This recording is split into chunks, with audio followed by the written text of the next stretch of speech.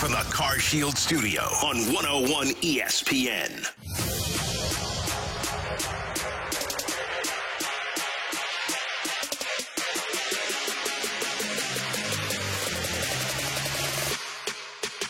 I think after all the pitching gets settled, how many prospects you're going to have to give up, how many dollars you're going to have to give up. After all that, then I think they could go to Goldschmidt and entertain possibly an extension, because he's the kind of guy you want around your young guys.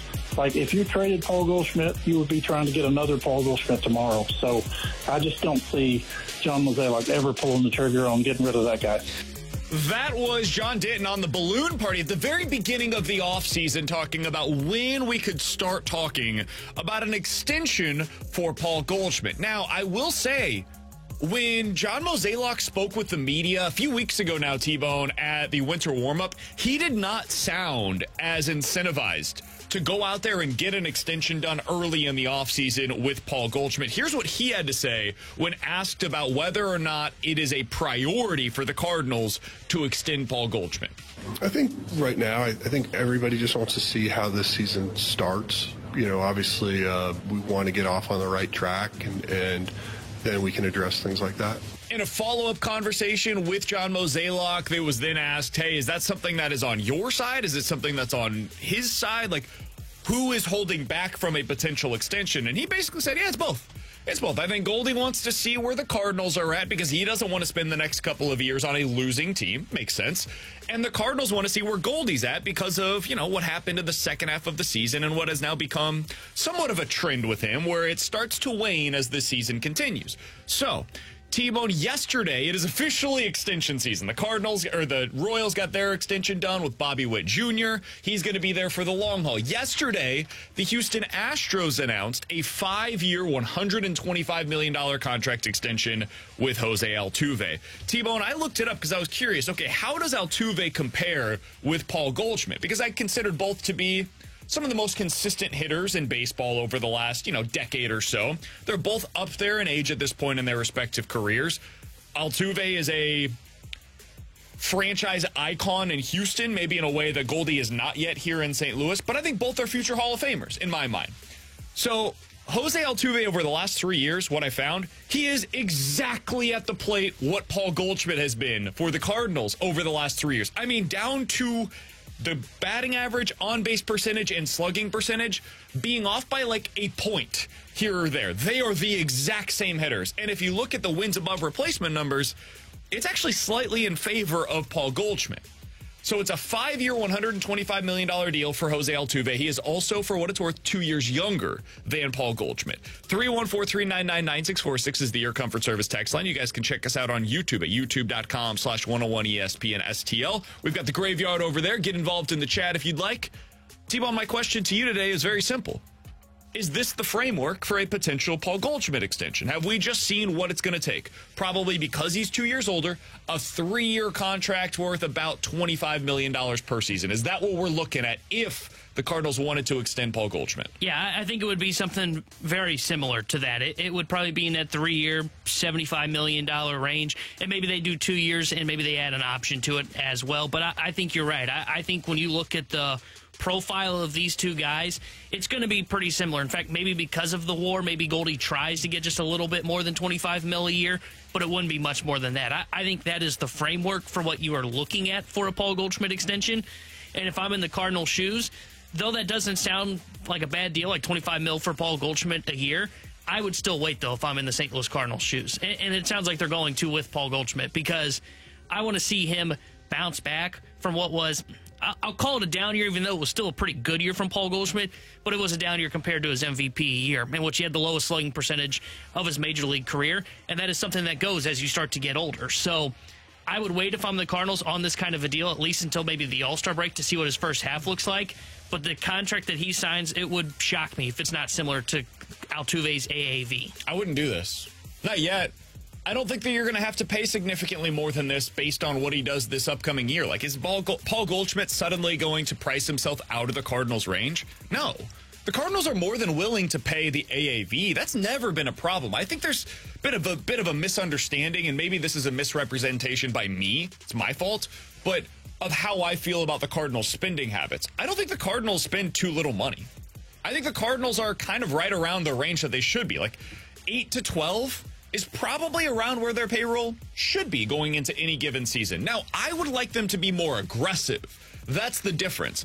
I don't think it matters if they spend an extra 10-5, less than $10 million. Like their payroll is what it is. If they would have, instead of signing Lance Lynn, traded for Chris Sale and then just not given him the extension that he got in Atlanta, I would have been fine with that. And that would have meant roughly the same payroll going into this upcoming season. The difference is in aggressiveness. The difference is in creativity. So moving forward, would the Cardinals be willing to give Goldie a 3-year, $75 million deal? I have no reason to believe that they wouldn't. They've shown a willingness to give out those kinds of contracts to many different players. Their unwillingness is on the long-term deals. Like, they were never going to give Yamamoto what he got in L.A. And maybe they shouldn't, but they were never going to give Bryce Harper what he got in Philadelphia. They absolutely should have been willing to go to those lengths. They were never going to do the Manny Machado deal. They probably should have been willing to do that kind of a contract. So I'm not concerned about their willingness after the season to go there with Paul Goldschmidt. I just wouldn't do it now. What's the need? Why is it a pressing issue for the Cardinals? You're not going to have him make $100 million over the next 3 seasons if he has a good year this year. It's probably going to always be in that $25 million range. And in fact, the overwhelming likelihood is it's only going to go down from there. The cost of business is not necessarily going up with a 37-year-old first base only type. It's just not the kind of guy that ends up earning a crap ton of money on the free agent market. So I would not sign him now. I was worried about this going into spring training, and frankly, I was kind of heartened by the fact that John Mozeliak was like, yeah, we're going to wait on that. It's like, oh, okay, good. That's smart. That's a good way to operate, because these are the kinds of deals that have given the Cardinals some issues in previous seasons. They were overly aggressive, in my opinion, with the Waino money that they were willing to give. They, I think, were overly aggressive at times with the Yachty extension at the end, the Matt Carpenter extension at the end, the Michaelis extension at the end. Yeah. These are the kinds of deals that come back to haunt them at times. I think they should wait it out. If Goldie is really good in the first half, when you get to the All-Star break, that's when maybe you go back to the table and start having conversations with him. Yeah, and that's exactly where I sit as well. Is he's not going to outprice himself because, like you said, who wants a 36-year-old, 37-year-old just first baseman? A lot of those guys aren't getting jobs right now. JD Martinez, for example, just a late 30s DH, really good hitter. He's having a tough time finding a job right now. So he's not going to outprice himself. I think you're right on in terms of you wait till the All-Star break, see where things are at, and then you can approach him about a contract extension if the season's going well. And even if it is like what it was last year at the All-Star break, it's like, I don't know, let's just wait till the end of the year. I have no issue if he ends up going, quote-unquote, to free agency, and then they still figure out to work it out at the end of the completion of the 2024 season. Yeah, that's the way that I would play it. I asked this on Twitter, at BK Sports Talk. Would you give a 3-year, $75 million contract extension to Paul Goldschmidt right now? I'm a little surprised by this. I wasn't sure the direction that this was going to go. It's about 50-50. It's almost right in the middle on if people would do this or not. And I could understand either perspective. I won't crush the Cardinals if they go out and, give Paul Goldschmidt, a future Hall of Fame first baseman, a 3-year contract extension with roughly market value money. But for me, I just wouldn't do it. I don't think it's necessary at this point in time. T-Bone, this brings us to the next question about the Cardinals in this upcoming year. I think there's a lot of pessimism from some corners of the internet about the St. Louis Cardinals, understandably so. And we've talked about how they are setting themselves up for a potential out. And John Mozeliak even admitted as much at winter warm-up when asked by the audience, hey, what would a rebuild look like here in St. Louis? And he said, well, we don't really do that here. But we have allowed ourselves an opportunity to get out of some of these contracts. Goldie is coming up on a free agent season. They have 1-year deals in place for Lance Lynn and for Kyle Gibson. They do have some flexibility right now with what their payroll will look like in 2025 and beyond.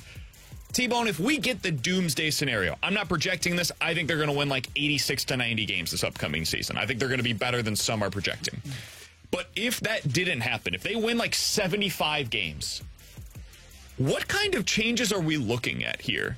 Because we've talked about this with the Blues, where they just weren't set up to completely rebuild. They have too many long-term contracts on the books, and there's not enough flexibility around the league to be able to move off of them, and too many trade clauses, honestly. what would a doomsday scenario this year look like for the Cardinals? I think if the doomsday scenario comes true, I think they would be looking at the conversation we had last year, the trade deadline of, will they trade Paul Goldschmidt? And at the time we said, no, you don't trade Paul Goldschmidt if you feel like this is a one-off. Well, you trade Paul Goldschmidt if it happens again. And he would be a commodity at the trade deadline, someone looking for a right-handed pop to add to their order. And he's on a 1 year, he'd be a rental-type player. I think you would be looking at a Paul Goldschmidt trade. I think they may explore an Arenado deal potentially to try and trade him away. I don't know if that would happen at the deadline or that would be the offseason. That's probably more of a off-season type move to where they can help kind of replenish the farm system. And then outside of those two, I think those are clearly the two guys that they would try and trade because they're getting older. You try to move on from those guys, and you've got kind of replacements internally like Burleson at first. You can move Gorman to third and have Donovan play second. Yep. The other one they might do, and you tell me your thoughts on this, they might try and sell high on Ryan Helsley. But outside of that, I think those are the three guys that I would say all of a sudden are clear-cut, probably going to be gone, because otherwise you're not trading a Nolan Gorman to trade a Nolan Gorman. You're not trading a Mason Wynn to trade a Mason Wynn.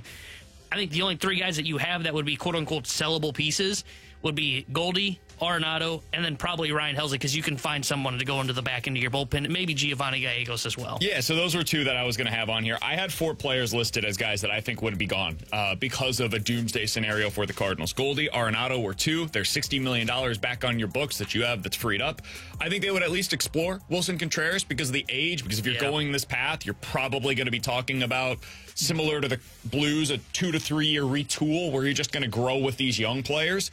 And then Tommy Edman, I think, would be a part of that list. He's got 2 years left on his deal, including this season. So you've got a 1 year after 2024, 1 year, about $10 million contract for a guy that can play shortstop, second base, or center field for a contending team. Yeah, that's a valuable commodity to have. Even if he's a utility player for somebody else, that's a guy that other teams would absolutely love to have.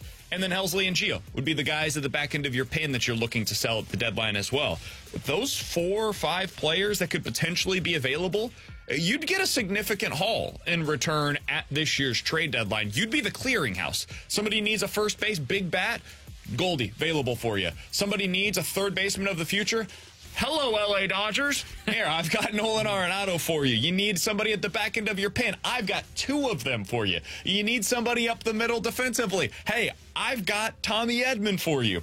They've got everything that other teams would be looking for, and they've got internal replacement. You mentioned it. Burleson at first, Gorman at third, Donovan at second, Victor Scott at that point probably ready to go for center field. They have all of these readily available for that pivot if and when it comes. And I don't think that is by accident. I think the Cardinals set themselves up this year, rightly or wrongly, to be able to pivot towards a building for the future scenario if they're wrong. And I will give them credit for this because I think too many times in the past, they have not had a plan B. They have had, it's plan A, and if that doesn't work, we're going to go get John Lester and J-Happ. Plan A, if that doesn't work, God, I don't know how we're going to get it, but maybe Jose Quintana and Jordan Montgomery will be available. That's been their plan B, and they've gotten lucky, and it's worked out each of the past couple of times they've had to go that route. Well, last year it didn't. They had no plan B. Everything went to crap, and now here we are waiting to see what 2024 looks like.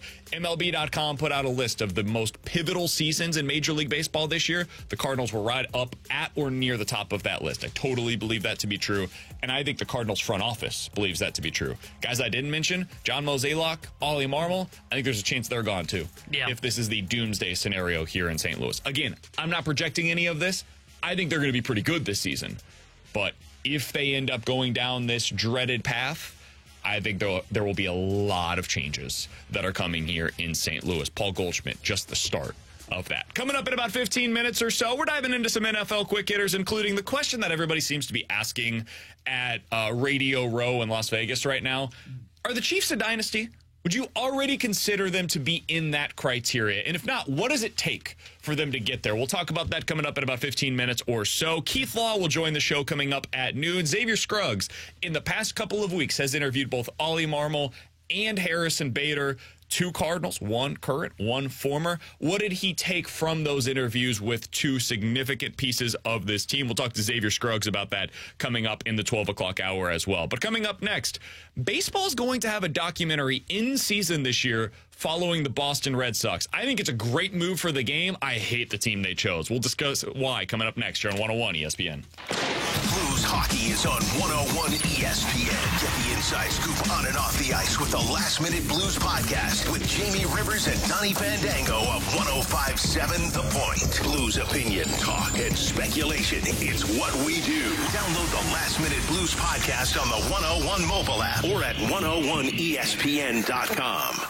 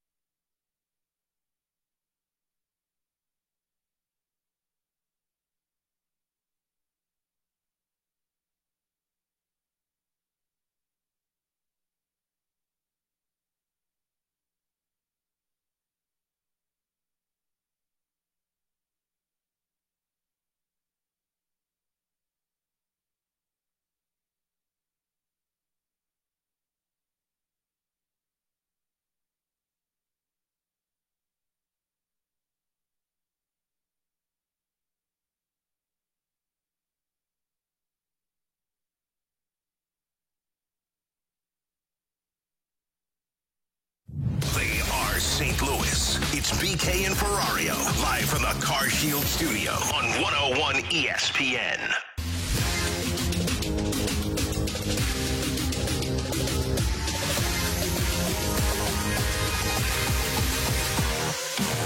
Baseball's doing something pretty cool. I'm actually in on this. They're going to do like their version of Drive to Survive or Hard Knocks, or hockey does this, I believe, whenever they're going through the regular season, where they follow a team and you get a no bars hold behind the scenes look at what that season will be. Alongside Tanner Hendrickson and Bradford Bruns, I'm Brandon Kiley. I think this is a super smart thing for Major League Baseball. They need more stuff like this. The quarterback series that was put on Netflix I guess last year, I think it was a huge success for the NFL. Now, a big part of that is because Patrick Mahomes was a part of it.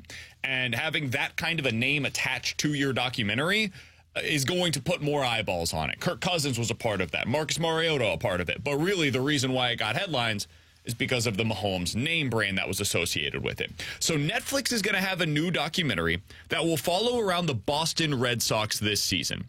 Now, according to reports, the Red Sox will not have final say over what is shown inside of this documentary. Yes. I'm skeptical on that, but we'll see. I hope that that is indeed correct. That is very different than what takes place with Hard Knocks, where the teams basically get to cut it up in any way they want, and it becomes a promotional arm for the team as opposed to being an actual documentary. But T-Bone, I love that they're doing this. I just hate the team that they chose, man. I don't want to see a documentary about this year's Boston Red Sox. They're not interesting to me. I like Alex Cora, so I'll watch for that perspective. But What else about this year's Red Sox is super compelling to you? They're like the 4th best team in their own division, maybe the worst team in their own division. So we're just going to watch a terrible baseball team scraping through the regular season. As a St. Louis fan, I'll be watching for the Tyler O'Neill piece of the puzzle. I want to see the no bars hold conversations between he and Alex Cora. But otherwise, what are we talking about here? Why the Red Sox? Yeah, I don't know. I think just because they're a name brand, I would say, because like you're right. I'm like looking at their roster right now, and I'm like, there's like nobody here that's interesting. Like Rafael Devers is like a really good player, but I've heard him do the interviews on Sunday Night Baseball before, and he doesn't scream someone that is super exciting. I mean, the only exciting part about O'Neill will be when he gets yelled at by Alex Cora because his knees hurt when they go to Tampa Bay. But outside of that, yeah, I find the Red Sox to be a boring and bad baseball team. I'm a little shocked that they chose to go with Boston because I love the idea. I think you're spot on. I think this is great for baseball. Problem is I would want to go with a team that is A, compelling, and B, is going to be good. And that doesn't fit the Boston Red Sox whatsoever. Like, I would have rather seen them, like, follow the Philadelphia Phillies with, like, Bryce Harper and Kyle Schwarber and Nick Castellanos. There's 20 different teams that we could name in Major League Baseball that I would rather see than this year's Red Sox. Yeah, I have an issue with the Red Sox being on here. I would prefer somebody else. I'll probably still watch it just to see how they kind of do this. And if the Red Sox don't have say in it, I think that's great because then you're really going to get to see some of the stuff that goes on behind the scenes. And I hope you get to look into their front office because as great as it will be to see the stuff that goes on behind the scenes, like in the dugout and on the field, I want to see the front office perspective for how much fire that front office has come under and that ownership group has come under from Boston fans for their lack of spending over the last couple of years. Do you know who their projected #1 starter is heading into opening day? Is it Belo, whatever his name is? Lucas Giolito. Nick Pivetta still on the squad? He is. I would love the Cardinals to trade for Nick Pivetta. I like Nick Pivetta. He had one of the best starts that I've seen by an opposing team starter against the Cardinals. I think it was 2 years ago now. He was unbelievable against them, but their lineup isn't even good. Like, you've got Devers, good player. Yoshida, who they would love to trade, and they told everybody that would listen all offseason, hey, we would love to get off of this money. Like, Tyler O'Neill's going to be like a 4 or 5 hole hitter for them going into this upcoming year. This is not a good baseball team. So I think there was a mistake that was made in terms of the decision making on which team they will follow. But the idea of this, there's a lot of potential. You just can't have this just becoming the next version of a publicity arm. Like the in-season Hard Knocks, I enjoy. I think it's really fun. The preseason Hard Knocks, dude, you couldn't pay me to watch that with what was essentially an advertisement for Aaron Rodgers and how great this guy is and how much he's going to change the fortune for the New York Giants. I could not care less to watch that version of the show. But if you're actually going to show me something here, like, okay, cool. The one that was good from the PGA one, really well done. The Drive to Survive, excellent documentary throughout the F1 season. I think the quarterback documentary was really good. They did a good job with that. In-season Hard Knocks is fine as long as you understand that it's being edited by the team itself. I will be curious to see where this one falls on the spectrum of compelling to it's just another thing where the Fenway Sports Group is just putting this out as publicity. If you think about it, though, if you examine really the finer points here, it almost is being branded as or marketed as a season-long advertisement for the Red Sox. Netflix is absolutely smitten because this package deal of sorts, not only are you getting the in-season documentary, but part of this is the fact that Netflix is going forward with a documentary, a separate one on the 20-year anniversary of the curse being broken. Now, that is one will be good. But, again, you're putting all of your eggs this season in the one basket that is the Boston Red Sox at the moment. Not sure about that. So this isn't the only bit of news that was released yesterday when it comes to the television side of things. T-Bone, I didn't see this one coming. By the way, I need to respond to this. So I said no holds barred. Do you ever have a thing where in your head... You said what? No holds barred. It's no... What is the actual saying? No bars held. I don't know. It doesn't matter. When you have a saying in your head that you believe is one thing, but it's actually something completely different. Like people always say, chomping at the bit. It's champing at the bit. But people all in their head, I'm sure T-Bone, you've probably heard, you think when you hear it, it's chomping at the bit. And so that's just what it gets repeated all the time, right? Over and over and over again. I just had one of those moments in my head where I was certain that I was correct in the way that I was saying this, but I could not have been any more wrong. Like, I had 100% confidence in what I was saying. Because semantics, they're nitpicking. I could not have been more wrong about what I was saying over the radio. Do you have stuff like that? Oh, I do it all the time. Okay. I fall victim to this a lot. I didn't even know you said a saying, so like when you just repeated that, I went, what are you talking about? Yeah, it's no holds barred is the saying, and I just completely butchered it as much as I possibly can. I'm just going to remove that from my vocabulary. We're going to move on from that. All right. So ESPN, Fox, and the Warner Brothers have announced that they're going to have a new streaming venture together. And if you haven't seen the details of this, let me explain it to you. They have created something called cable. Oh, well. It's just excellent for all of us. It is an interesting way to go about it. It's not going to solve everything by any stretch of the imagination. But, T-Bone, this is apparently going to be available via multiple different streaming services. It's kind of what they've talked about with baseball potentially going on Amazon Prime, where there's just going to be a channel on Amazon Prime of, like, you go there, kind of like the MLS package through Apple TV, where you go to Apple TV, and then through that you get a subscription to the MLS season pass. That's what this could potentially be, where you've got ESPN, ESPN2, FS1, etc., all available to you, like Turner, TNT, all available to you on an app now instead of having to subscribe through cable. So if you're a big sports fan and you watch television and the only reason you have cable, this applies to many of us, I would assume, in this room currently, the only thing you're really watching on cable is the sports channels. This could actually end up being a great thing for you, where you can just subscribe to a like Sports Plus package and you don't have to spend, you know, $100 a month on whatever your cable subscriber is right now.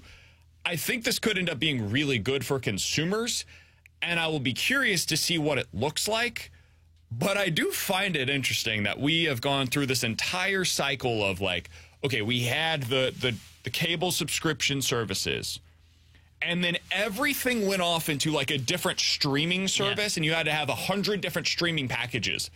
And now we're just consolidating the streaming packages into one, which is essentially cable through a subscription network. It is a remarkable thing that we've arrived in the same place once again. Yeah, it's funny how we went from point A to point B, basically back to point A. But you're right, it is interesting. And I'm fascinated to see how this kind of works out and how it kind of plays to the consumers and what ends up going well for this, because what I find interesting about this is, one, you don't have CBS involved in it yet, which is a little surprising for me.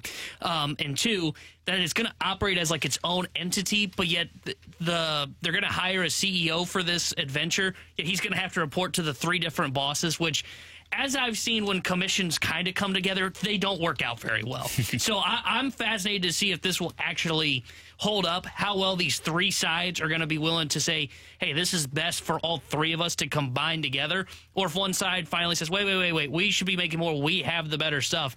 I think it's going to be interesting to see how it plays out, not just in terms of what we see when the numbers come out of like how many consumers are going to it, what the price is, but how these CEOs fight over this behind the scenes, because this typically does not go very well. As a consumer, what do you guys want? Like, I don't think they'll ever go this route, but if you could go to a clearinghouse, so let's call it Amazon Prime in this scenario, right?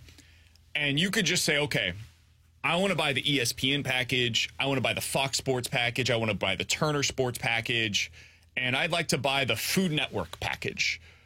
And you buy it all up, and it was like $5, $6, $3, whatever, and it's an a la carte, right? Like, you're going to a Mexican restaurant, and instead of getting one of the combination platters, you're just going, I want a taco, an enchilada, and a tostada. Like, I don't need the rice, I don't need the beans, take off all of the sides. That's not important to me. I just want my main entrees, and I'll go about it that way. Is that the preference? Is the preference something like this? Is the preference just sticking with cable and saying, I don't understand why we went the other direction?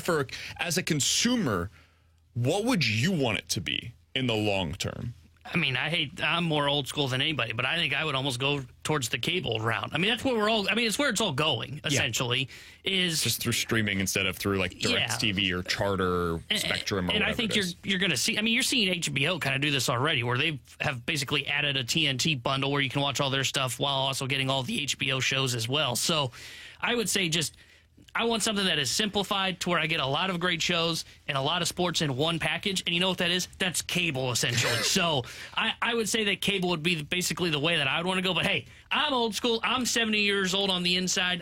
I may be 24 on the outside, but I'm 70 on the inside. Call me old school as well because, as Randy suggested on the opening drive this morning, too, presentation and quality of that presentation, it does matter to me, and you're getting that still from cable in spades. You don't have to worry about any potential buffering issues, anything like that. Having said as much, BK, I do think that this quasi a la carte option that is being presented right now, and depending on the actual numbers that come out, if it's in that ballpark, that range between $50 and $70, if only temporarily, that's really enticing because under that banner, if you're telling me I can get ESPN, I can get TNT, I can basically get so much of the MLB, NFL, NBA, and NHL for that matter too, it is really nice. But at the end of the day, yeah, I think I probably would go completely cyclical and stick with the cable. Yeah, if it's $50 for this, like I've got all of these channels already on my cable subscription, and it's an extra $30 a month. So why am I paying $50 a month for ESPN, Fox, and Warner Brothers exclusively? Why would I do that? I've got a wife at home. I've got kids at home. Like, they want to watch I would assume Luca, when he's 4 years old, is going to want to watch, like, Disney Channel. He's going to be running through the numbers with you. Sure, of course. Yeah. We're just going to go out BABIP during cold games. We'll be going over to Fangraphs and talking about, hey, so here is what the batting average on balls in play means. And here is why weighted runs created plus is a way better statistic to use than RBIs. No, but like, as somebody that has a family at home, this doesn't really change anything for me. But for like T-Bone, this is great. Hey. Why do you need to go home and you don't need to go watch Disney Junior? I like watching Nick at Night when I can watch Friends. That's what I was doing last night. Like, I think that for a single guy, single woman who just wants to watch sports and that's the only thing you need television for, this is great. Having the option available for you is fantastic.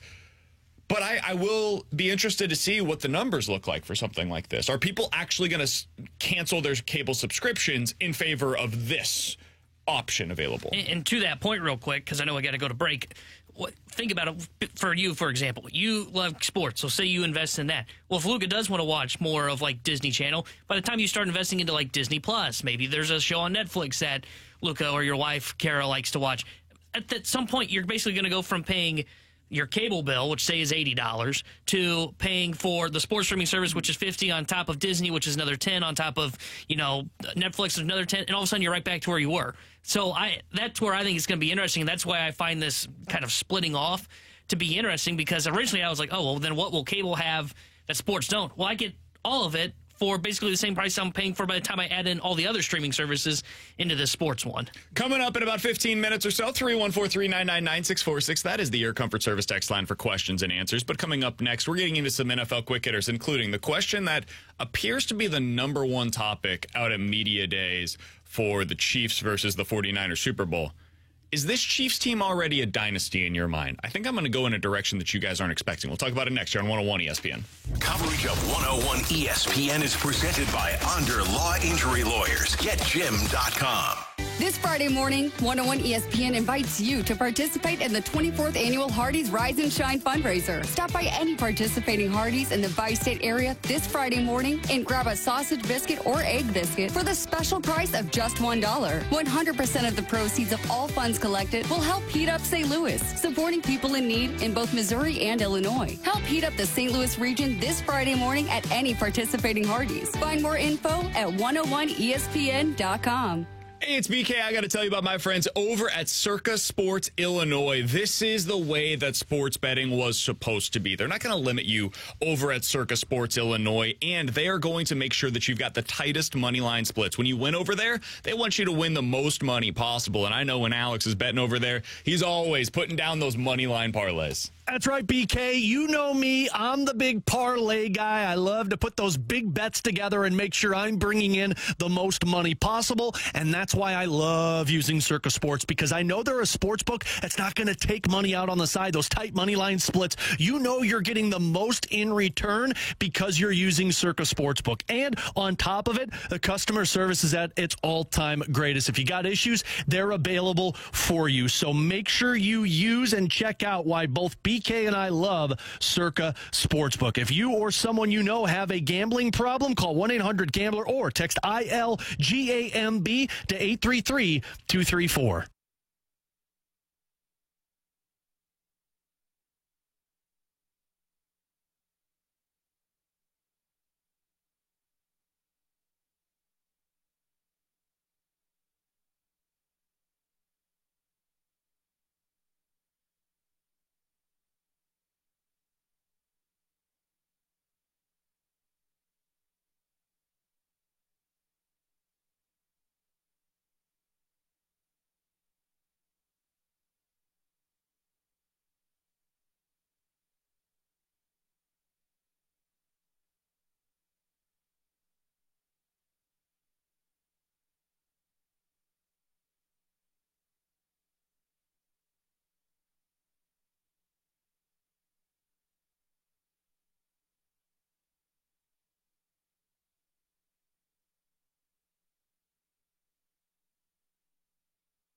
The choice of a lawyer is an important decision and should not be based solely on advertisements. STL Today is named Under Law 2023's best St. Louis law firm.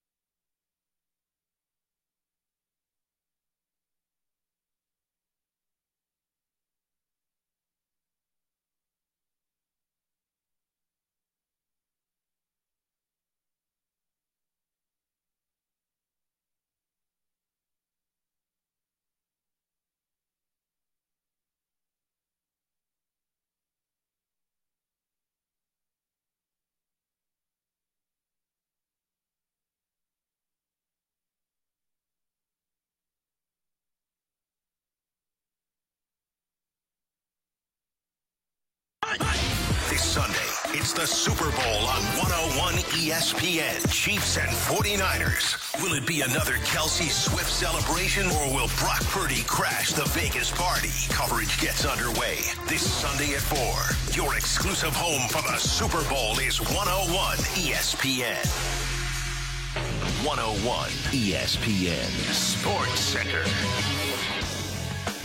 An epic winning streak snapped. Good morning, I'm Bradford Bruns with your SportsCenter update driven by Johnny Londoff Chevrolet and Johnny Londoff Autoplex. Last night in Vegas wasn't about Super Bowl 58, but rather the NHL club in town snuffing out some potential history. The Golden Knights ended Edmonton's 16-game winning streak with a 3-1 victory at T-Mobile Arena. The Oilers were on the verge of equaling Pittsburgh's record 17-game run from 92-93. This Saturday, the Blues finally returned to the ice against Buffalo. Baseball, Jose Altuve and Houston reportedly agreed to a 5-year extension worth $125 million. The man who started 40 games at second for the Cards a season ago, Tommy Edman, joined the opening drive earlier to share a little insight into his recovery from wrist surgery in October. It was a little bit unexpected at the end of the season, just because I thought that the wrist had kind of fully recovered, and it turned out there was a little work needed to be done. But no, it's going well. It's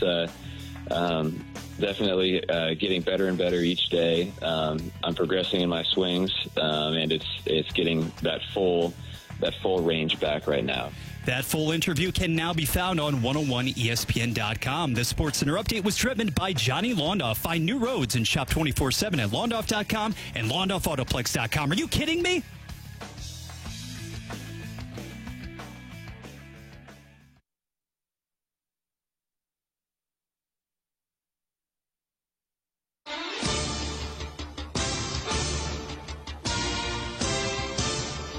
Let's dive into some NFL quick hitters alongside Tanner and Bradford. I'm Brandon Kiley. So let's start with this, T-Bone. The big question that people are asking in Vegas for Super Bowl this week is this Chiefs team already a dynasty? Here's what Chris Canty of ESPN had to say about that yesterday. They're a dynasty. The Patriots dynasty died a couple weeks ago when Gerard Mayo took over and Bill Belichick had to let go. So that's dead, and we have a new one, and it's the Chiefs. And that's how dynasties work, right? While one is ending, one is beginning. And that's what took place with the Chiefs and with the New England Patriots. I disagree with that. I actually don't think they're a dynasty just yet. Getting to 3 Super Bowls, super impressive. Getting to 4 Super Bowls, super impressive. You got to win this one, man. You got to win 3. What made the Patriots a dynasty early on was getting 3 Super Bowls in that first 4-year run. If they didn't get that, I'm not sure we would have considered them to be a dynasty. That last one they got in the first era of the Tom Brady run, that's what got them to being a quote-unquote dynasty. Now, they've had one of the best sustained stretches that we've ever seen in terms of getting to the AFC Championship game thus far every year of Patrick Mahomes' career. Impressive. I'm not trying to take anything away from the Kansas City Chiefs. But being a dynasty is rarefied air, man. There are not always dynasties in the league. This is where I would disagree with Chris Canty. I don't think just because the Patriots came to an end, that means somebody else's begins. There's not always a dynasty that's taking place. So I would disagree with that. I don't think they're a dynasty just yet. They got to get the Super Bowl to get there. I think if they win on Sunday, though, that changes. Yeah, that's where I am. I think if they win this Super Bowl, then it is a dynasty because you're talking about 3 Super Bowl wins in a, 5-year stretch there. And like you said, they've been to the AFC Championship game every single one of those years. And it's back-to-back Super Bowl wins for the Kansas City Chiefs in what we would call, I would say, down years for the offense, even though they have Patrick Mahomes and the weapons around him. So I think it takes the Super Bowl win on Sunday to get classified as a dynasty. They lose, the jury will still be out on whether or not they can get that title. And by the way, the last team to do that, the back-to-back titles, was the Patriots in the early 2000s. It's all about the hardware. And regardless of the league, somewhere, guys, along the way, the last 10 years or so, our criteria has changed as far as how we're measuring or trying to quantify dynasties. It's not good enough solely to be vying for the ultimate prize, to be in the game, in the finals. You have to win the whole thing. And we have softened those expectations in the last 10-plus years. As we continue along with NFL quick hitters, Ian Rappaport had a big story yesterday on Patrick Mahomes chasing Tom Brady's titles. Mahomes told him, quote, 7 seems like it's so long away still. I have a question for you guys. I genuinely am curious. Are you interested in this conversation? Are you interested in the Brady versus Mahomes big picture greatest of all time topic? It does nothing for me. Nothing. I'm kind of compelled by it because I remember, last year after Mahomes won the Super Bowl, saying there's no way he can ever catch 7 rings from Tom Brady. And, he wins this one, he's at the same pace as Tom Brady. 4 Super Bowl wins in 7 years. And now, though they do it in different styles, and that's where, I don't even think you can have the GOAT conversation, I do find it compelling to say, is it fair to say Patrick Mahomes can get to 7 Super Bowl rings. I find the conversation compelling because I thought when Brady won 7, I thought there was no way in hell anybody would ever get close to 7. I thought like 2 or 3 would be the max that I would see in my lifetime, and Mahomes can get number 4 with a Super Bowl win this Sunday. To a point, yes, but here we are on Wednesday. We're still several days away from the actual game. And yet, how many times already from a national standpoint, through a national lens, has this topic been hammered into the ground when there are nothing else to talk about. So many other, compelling storylines and matchups to examine from this game alone? That's why I say to a point, because there's so much more than simply the default option here, the de facto option, Mahomes versus Brady. It's LeBron versus Jordan. That's all this is going to be. And listen, I'm a LeBron honk. That's my guy, and so I will take it till the end of time that is the one that I think is better. But we are at a place where that has become a political discussion, where it is you're either on this side or that side, and there's no meeting in the middle, and there's no way anybody's going to change each other's minds. That's where we're at now already. We're 6 years in on Mahomes, and it's already at that place for the Mahomes versus Brady conversation. People are already lining up their arguments on who's going to end better. I just don't care yet. Like, give me another 7, 8, 9, 10 years of the Mahomes career before I can even really have the conversation about how he stacks up with Brady. I think his prime, what we're seeing right now from Mahomes, we mentioned this last week, it's the Albert first 11 years of his career. It's the best start to a career that I've ever seen. That's all I'm willing to say, though. And I'm a Chiefs fan, so it just does nothing for me in terms of the big picture Mahomes versus Brady conversation. I understand that people are going to have it, and there's no stopping it, but for me, it really... It kind of feels almost brain dead. All right, let's go down the position-by-position battle, T-Bone. Heading into this upcoming Super Bowl, Pro Football Focus put together their list of who has the edge at each respective position. I want to see where we agree and disagree with their rankings. At quarterback, who do you guys think the Chiefs have the edge here? Yeah, I'm going to go with Mahomes on this one. Running back, do you guys think the 49ers maybe have the edge there? Yeah, I'd go with that one, too. Wide receiver, do you think the 49ers might have the edge there? I'd agree. Where do you see tight end?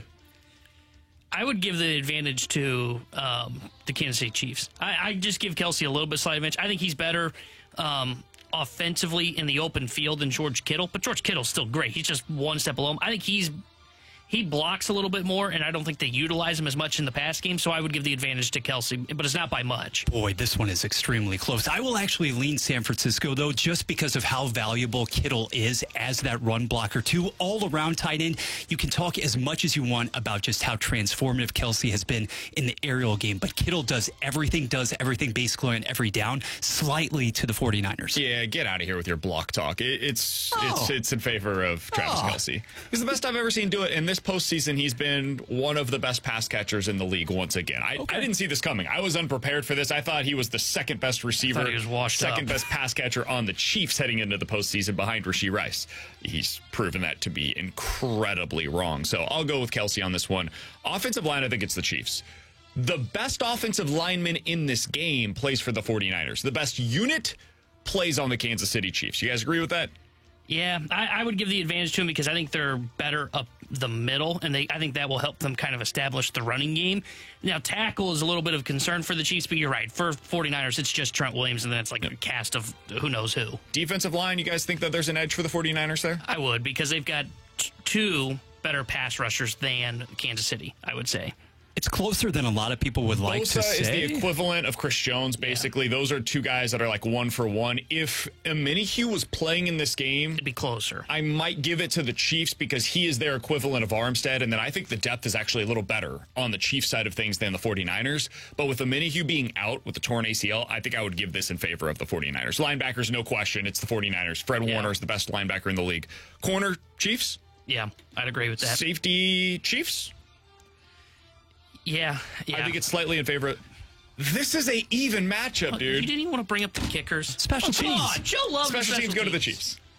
Sure. I don't really know much about them anymore. Quarterback, tight end, offensive line, corner, safety goes in favor of the Chiefs. That's 5 on the Chiefs side of things. Running back, wide receiver, defensive line, linebacker goes on the 49er side of things. And if we went coach, I would personally go Kansas City in a big game. I could totally understand anybody that says Kyle Shanahan is the guy that you would want to back, despite his previous history in big games maybe falling a little bit short. This should be one hell of a Super Bowl, dude. As much as the talk this week is going to be like big picture, I think so much of the micro in this game is fascinating, dude. Like, this could be one of the better matchups we've seen in the Super Bowl in recent years. I really believe that. I would be shocked if it's a blowout on either side. Yeah, I think it's going to be close. I actually think it's going to be low scoring as well. Agreed. The weird thing is like I feel so confident in the Kansas City Chiefs going into this one, even though, like we just said, it's very close. But yet, for some reason, I'm going into this game going, yeah, this is Mahomes' Because I believe I think the Chiefs have the better defense, the better quarterback, and the better coach. And it's very rare that the team with the better defense, better coach, better quarterback in a big game like this ends up on the losing side of things. And yeah, because of the personnel involved both on the field and on the sidelines too, I think this game, as opposed to even the matchup from 4 years ago, could be that much more of a tactician's dream if you examine it. 314-399-9646 is the Air Comfort Service text line. Questions and answers coming up next. Kickstart your mornings with the opening drive on 101 ESPN. Get in the know first on everything St. Louis sports with Brooke Rimsley, Dan McLaughlin, and Randy Carricker. The opening drive, weekday mornings from 7 to 10 on 101 ESPN. The opening drive is presented by Sumner One.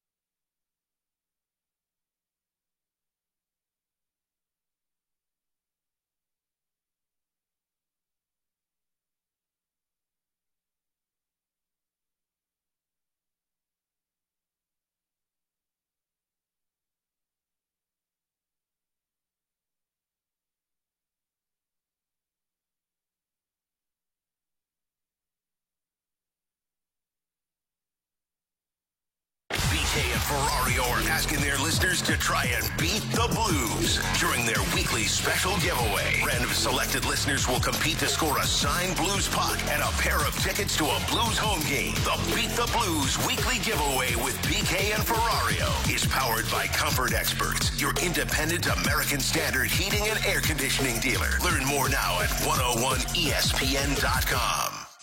We're right back to more of it. It's BK and Ferrario, live from the Car Shield studio on 101 ESPN. You've got questions, we may have the answers. Maybe. It's BK and Ferrario's Questions and Answers on 101 ESPN. 314-399-9646 is the Air Comfort Service text line for questions and answers. Keith Law, baseball writer for The Athletic, will join us in less than 10 minutes. He writes about all the prospects across Major League Baseball. He is very high, very bullish on both Mason Wynn and Victor Scott. He will explain why coming up in less than 10 minutes. But right now, let's get to some of your questions on the Air Comfort Service text line, 314-399-9646.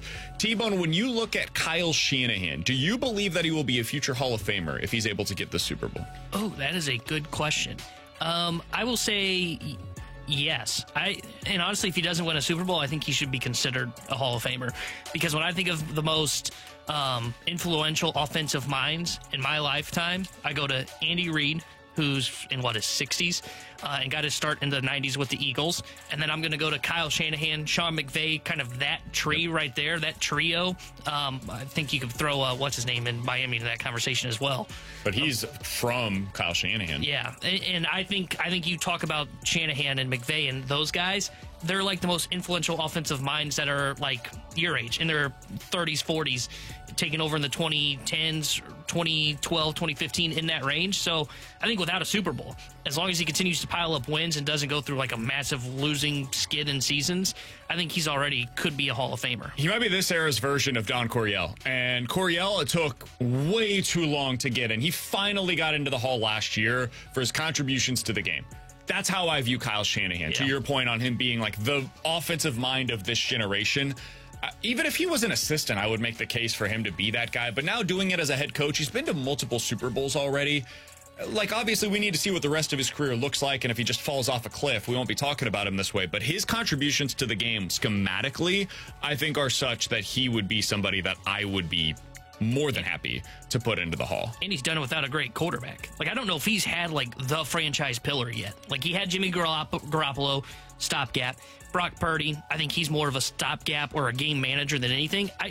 This Super Bowl, I don't think it, I mean, maybe it changes the perspective of Purdy, but I think so far, like, I'd say he has gotten to 2 Super Bowls without a franchise quarterback. From the 314, if you could have a signed jersey from any athlete ever, who would it be? Oh, Albert Pujols. He was my favorite player growing up, and by far the best baseball player I've ever seen. I'm a huge baseball guy, so I would go with Albert Pujols hands down. People aren't going to like this answer, and T-Bone's certainly not going to like this answer. It would be Barry Bonds. I remember when I was 10 years old, I went to a garage sale, and there was a Barry Bonds jersey hanging on there. And so I was a Bonds fan at the time. What he was doing was unbelievable, despite being aided, yes, by steroids. And so I bought the jersey, and I wore that thing around like 6 days a week. So I would go with Barry Bonds. That would disgrace to baseball. I know. I understand. So's Altuve, but I share in your Braun fandom, so I think actually that would be my choice, as a matter of fact. Barry Bonds? Oh, no. Braun, sorry. Gotta Ryan clarify. Braun? No, LeBron. Oh, okay. Yes. I was like, what? No, going into the rabbit hole. All right, coming up in about 15 minutes or so, college coaches are making the transition to the NFL in a way that we have not seen in quite some time. Is it easier to transition now from college to the NFL than it was previously? We'll get into that coming up here in just a little bit. Keith Law, baseball writer for The Athletic, explains why he is so bullish on Mason Wynn and Victor Scott next here on 101 ESPN. Catch the Fast Lane this Friday at the Centene Community Ice Center before the Gateway Warrior Classic All-Star Game. The guys will be broadcasting live from the E&B Granite Studios from 2 to 6 before the Blues alumni face off against the Warrior All-Stars at 7. Learn more about the Gateway Warrior Classic at 101ESPN.com. Refreshed by Bud Light for the fans on game day and by E&B Granite, Bernie Federko's only choice for granite countertops, cabinets, and flooring.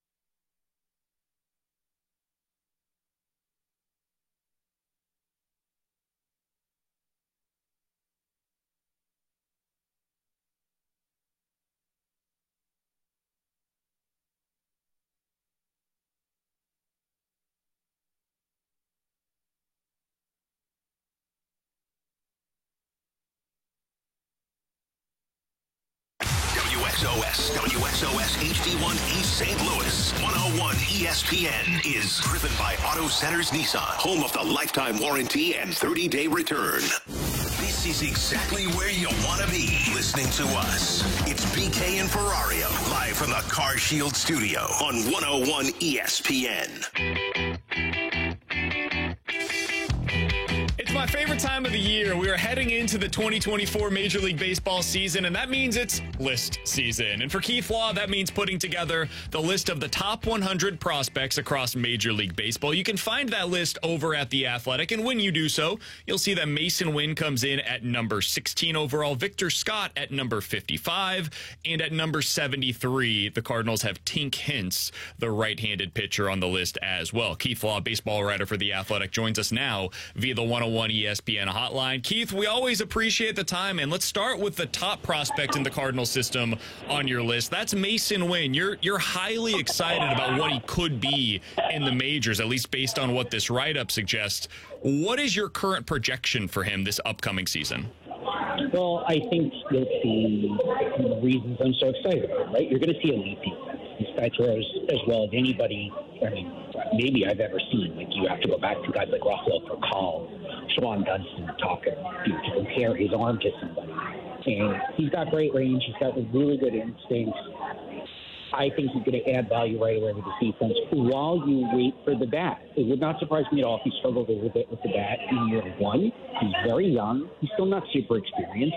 He has shown the ability to at least distinguish balls from strikes at a pretty high level. He did that all the way up to AAA, which I think is a great sign.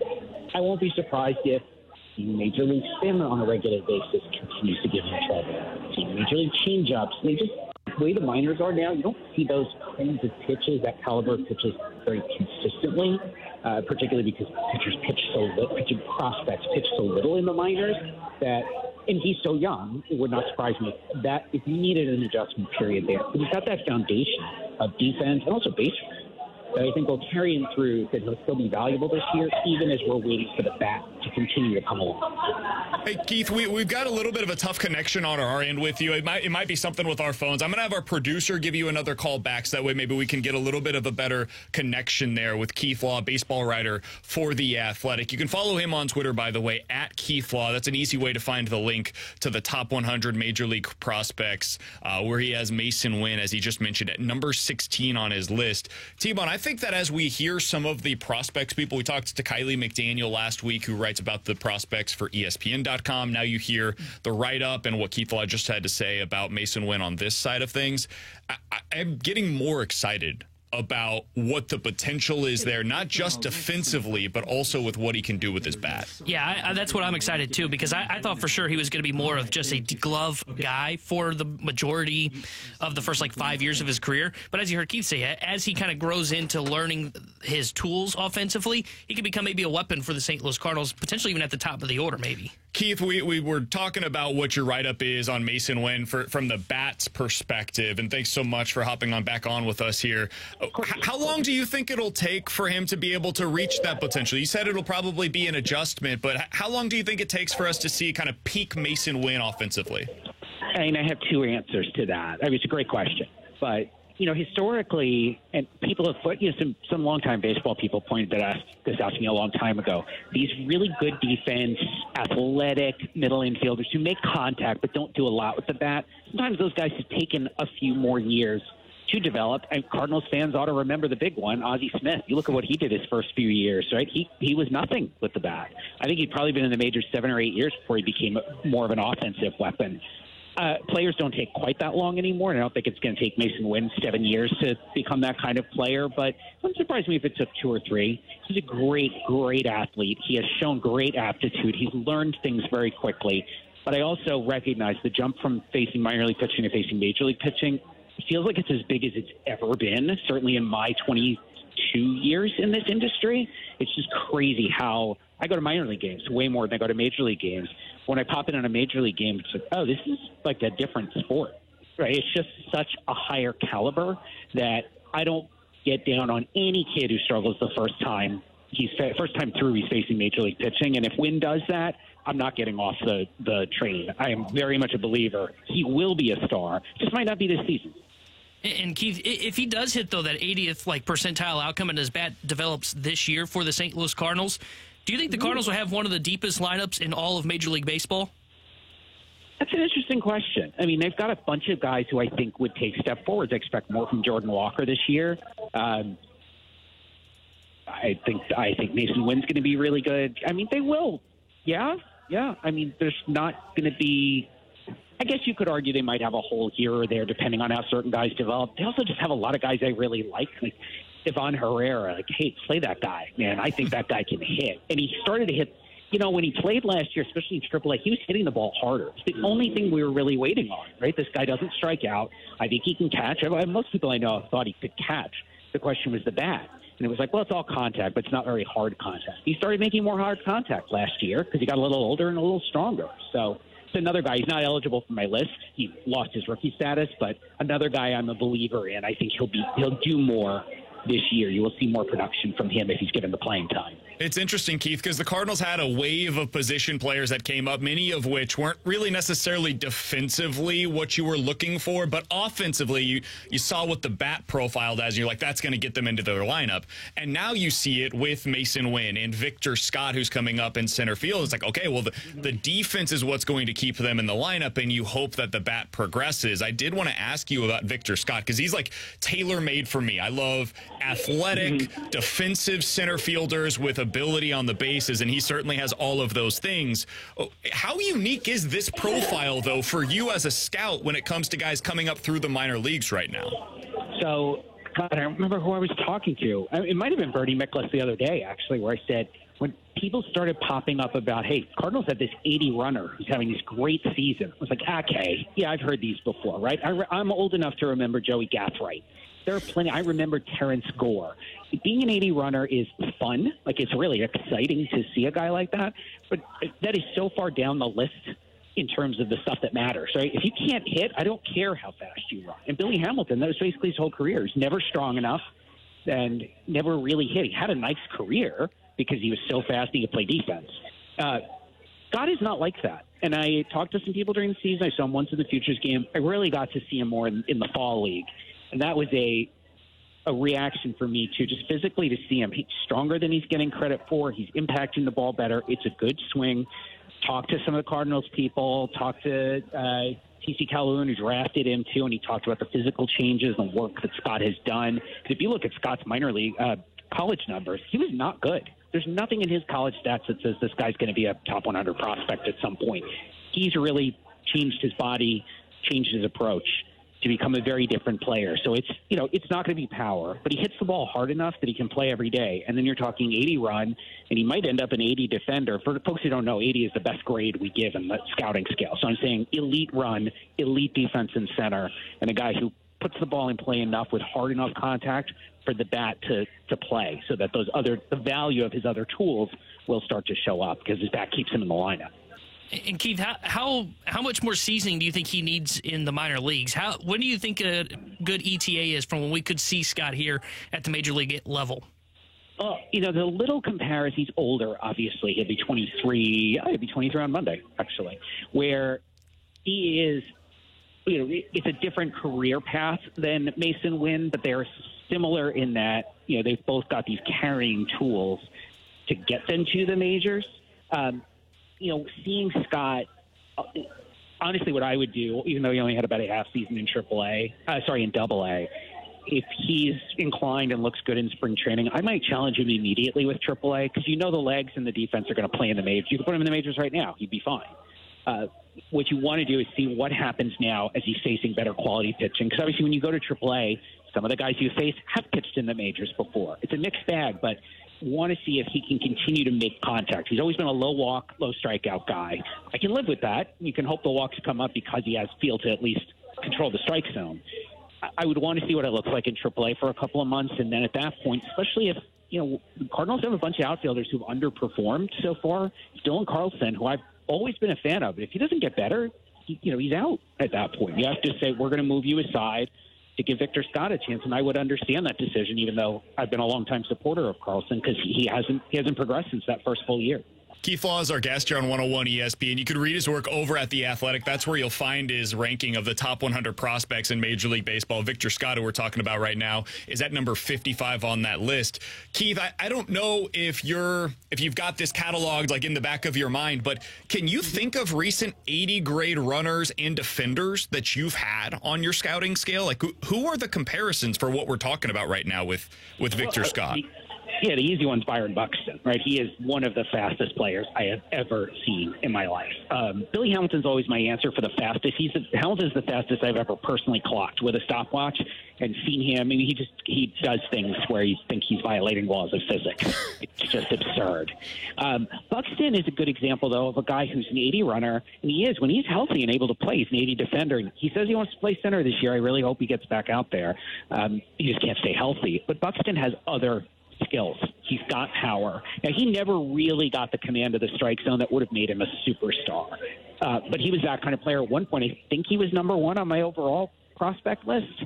So they pop up every now and then. But we get a lot of those guys. We joke they're track stars, and this isn't track, right? Being an 80 runner is wonderful, but just being able to steal more bases. It's a small part of the game. It's not big value. If you're that fast, you can deliver more value through your defense, or if you're putting a lot of balls in play, like into the gaps where you can add an extra base or two. I'll throw one more. Carl Crawford, before his body kind of went on him, he was probably an 80 runner too, and I thought he was going to be an all-time superstar. I saw him at 20 and thought, Jesus, we don't get athletes like this in baseball. He just didn't take care of himself. He didn't follow through, and obviously got to his late 20s and got paid, and that was kind of the end of it. But his son's in the Philly system now, and guess who's also an 80 runner, and looks like he's going to be some kind of athlete. So I remember these guys when they've got a second tool. 80 run and nothing else is not interesting. 80 run and literally anything else, okay, now you have my attention. Keith, I want to go over to the pitching side for the Cardinals prospects. And in your top 100, you got Tink Hence at number 73. When we talk about Tink Hence, I feel like he's kind of supposed to be the quote-unquote savior, if you will, supposed to be the future ace for the Cardinals, the guy that they're developing into that role. Do you think that can be his ceiling? Can he get to that moniker for the Cardinals at some point in his career to be a guy that could lead their rotation? I don't, and I like Tink Hence, but I think that's asking too much of him. They've been very, very careful with his workloads. He's a smaller guy. He missed most of 2021 with, I think it was shoulder soreness. He never had surgery or anything, but this is a guy he's thrown really hard from a really young age. I think it's put some pressure on the arm. Fortunately, the Cardinals haven't done anything wrong. I think they're trying their best to keep him healthy. But I find it very hard to picture someone his size, who's had a little bit of arm stuff, whose arm is that fast, holding up and becoming like a 200 inning, which is about as much as anybody throws anymore, top of the rotation guy. I think it's more likely he's someone who pitches a lower innings total at a really high level. Now, I don't know whether you'd call that a 2 or a 3, but I'm thinking of a guy whose ERA is better than league average, but he throws 150 innings because you got to give him some time off, or he doesn't work as deep into starts. And I say that again, I love Tink Hence, and he's super fun to watch. Give me a guy with that kind of just arm speed, looseness, athleticism. I love it. They're super fun to watch. They're fun to scout. But he's got things he's still going to need to work on. And, of course, the less you pitch, the less opportunity you have to work on them. So it may also just take him a little more time because they're being wise, prudent about how they're bringing along his workloads. Keith, the final question that I've got for you pertains to development of pitching in the minor leagues in general. I can go back to 2013 and look up the minor leagues. There were 71 different pitchers that threw at least 150 innings that season. And if you go to the minor leagues this past year and you look for guys that threw at least 150 innings, you might as well be looking for a dinosaur. I mean, there were some of them. It was like 15. Yeah, it basically doesn't exist. How is this sustainable? Like, is Major League Baseball going to be able to develop the guys that teams are clearly valuing at this point where they want the innings? But if you're developing people this way, can you continue operating that way at the big league level? Yeah, I mean, that is. How much time do you have? Fantastic question, and I'm not kidding. You want to come some other time? We talk for 20 minutes just about this question. Please, absolutely. I have a lot of feelings on this one. I'll give you a short answer, which is that the problem we've run into is teams have gotten so adjusted to the twice through the order. And look, that 3 times through the order penalty thing is real. Pitchers are worse the third time through. There's no incentive for teams to develop guys who are capable of going through an order 3 times when the rules in Major League Baseball, the roster rules and the pitching change rules say you can do this. You can do 5 and dive, right? 5 innings and you're out, and then the bullpen takes the last 12 outs. That's completely fine, and it may be a better strategy for winning games. It's not very pleasant to watch, honestly, as somebody who watches baseball a lot. I love seeing guys work deeper into games. I want to see them do that, and I hope there are some teams out there that still push it a little bit. They're like, we want to build our guys up to go 7 innings, to go 3 times through the order, and then if we don't ask them to do that every time in the majors, that's fine, but at least we've built them up and taught them more about pitching. I think when you have to face a hitter 3 times, you learn something. You have to come up with different ways to get the same hitter out multiple times, and I think we're losing that because so few teams do still ask their minor league, their real pitching prospect, to turn a lineup over 3 times, to go 24, 25 batters in and outing. Well, Keith, if you want to watch 2013 baseball, just come watch the 2024 Cardinals with us this year. They've got Lance Lynn, they've got Kyle Gibson, they've got Miles Michaelis. They've got a lot of guys that they're going to be asking to throw some innings for them. We'll see how it goes. Fresh. Izzy Dean, get them all back. That's right. Yeah, bring everybody back. Hey, Keith, it's always great catching up, man. Thanks so much for some insight into the Cardinals minor leaguers. We'll talk with you again soon. We'll have that 20-minute discussion about the development of pitchers, because I'd be curious to hear your extended thoughts. Absolutely. I look forward to it. You got it. That's Keith Law, one of the best in the business. Always appreciate his time. Baseball writer for The Athletic. That's where you can find his prospect list of the top 100 prospects in Major League Baseball. I want to continue on a thought of that conversation on the other side, T-Bone, because I think we're seeing that the Cardinals at the big league level, they value the innings. Are they going to apply that to their minor league development this season? We'll talk about it next here on 101 ESPN. It's time for another moment in Blues history. On this day back in 2002, the Blues would beat the Edmonton Oilers 3-1. They scored 3 goals on 14 shots. In the first period, Keith Tkachuk scored his 28th of the season, 1 minute and 3 seconds in. The Oilers would score on the power play, but his buddy Dallas Drake would give the Blues a lead late in the first. Then Big Walt scored again in the second period. Assists from Pavel Demitra and Scott Mellenby as the Blues would cap off that victory. In between the pipes for the St. Louis Blues, picking up the win was Fred Brathwaite, stopping 27 of 28 shots. This date in Blues history was powered by Classic Air Care, making people comfortable since 1926. For all your HVAC needs, ClassicAirCare.com.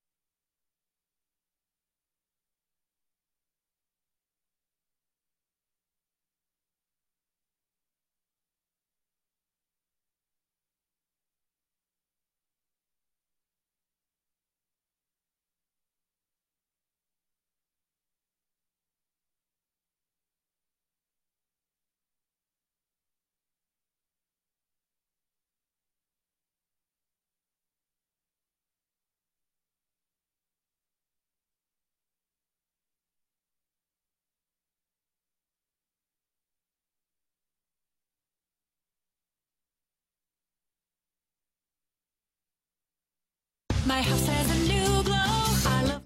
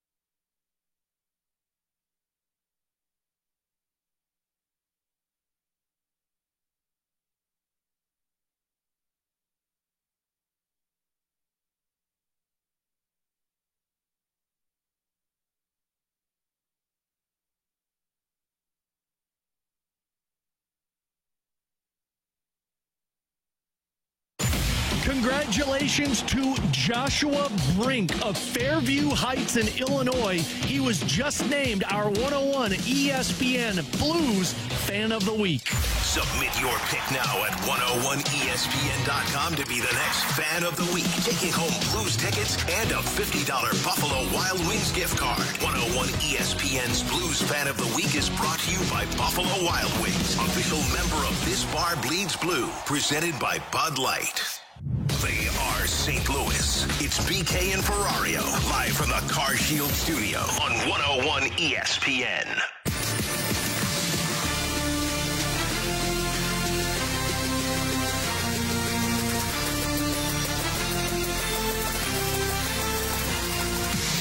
Keith Paul is not like the favorite person for most of the Cardinals fans here in St. Louis. I understand it. I get it. There's the whole Adam Wainwright vote. I'm not even telling you that you're wrong to hold that against him. However, I think his information is really good. He's been scouting for 25 years, and he has some really excellent insight into the Cardinals prospects. So if you missed any of our conversation with him, check it out on the podcast page, 101ESPN.com. The free 101 ESPN app is where you go to find it. It's all presented by Dobbs Tire and Auto Centers. And to level things out, a guy that you guys don't like as much, a guy that you do like, Xavier Scruggs will join us coming up in less than 10 minutes here on BK and Ferrario. Everybody likes Xavier Scruggs. Shooting we'll talk for a with wash him today about Ollie Marmol and his conversation with Harrison Bader as well, and what are his expectations for this 2024 Cardinals team. We'll get into all of that here in just a moment. But our conversation with Keith Law presented me with something that I found to be a little interesting, T-Bone, because he said, hey, I don't know that teams can sustain this. What they're doing with minor league pitchers where they're not facing the third time through, it doesn't make any sense to him. Yeah, it makes it easier for you to win games,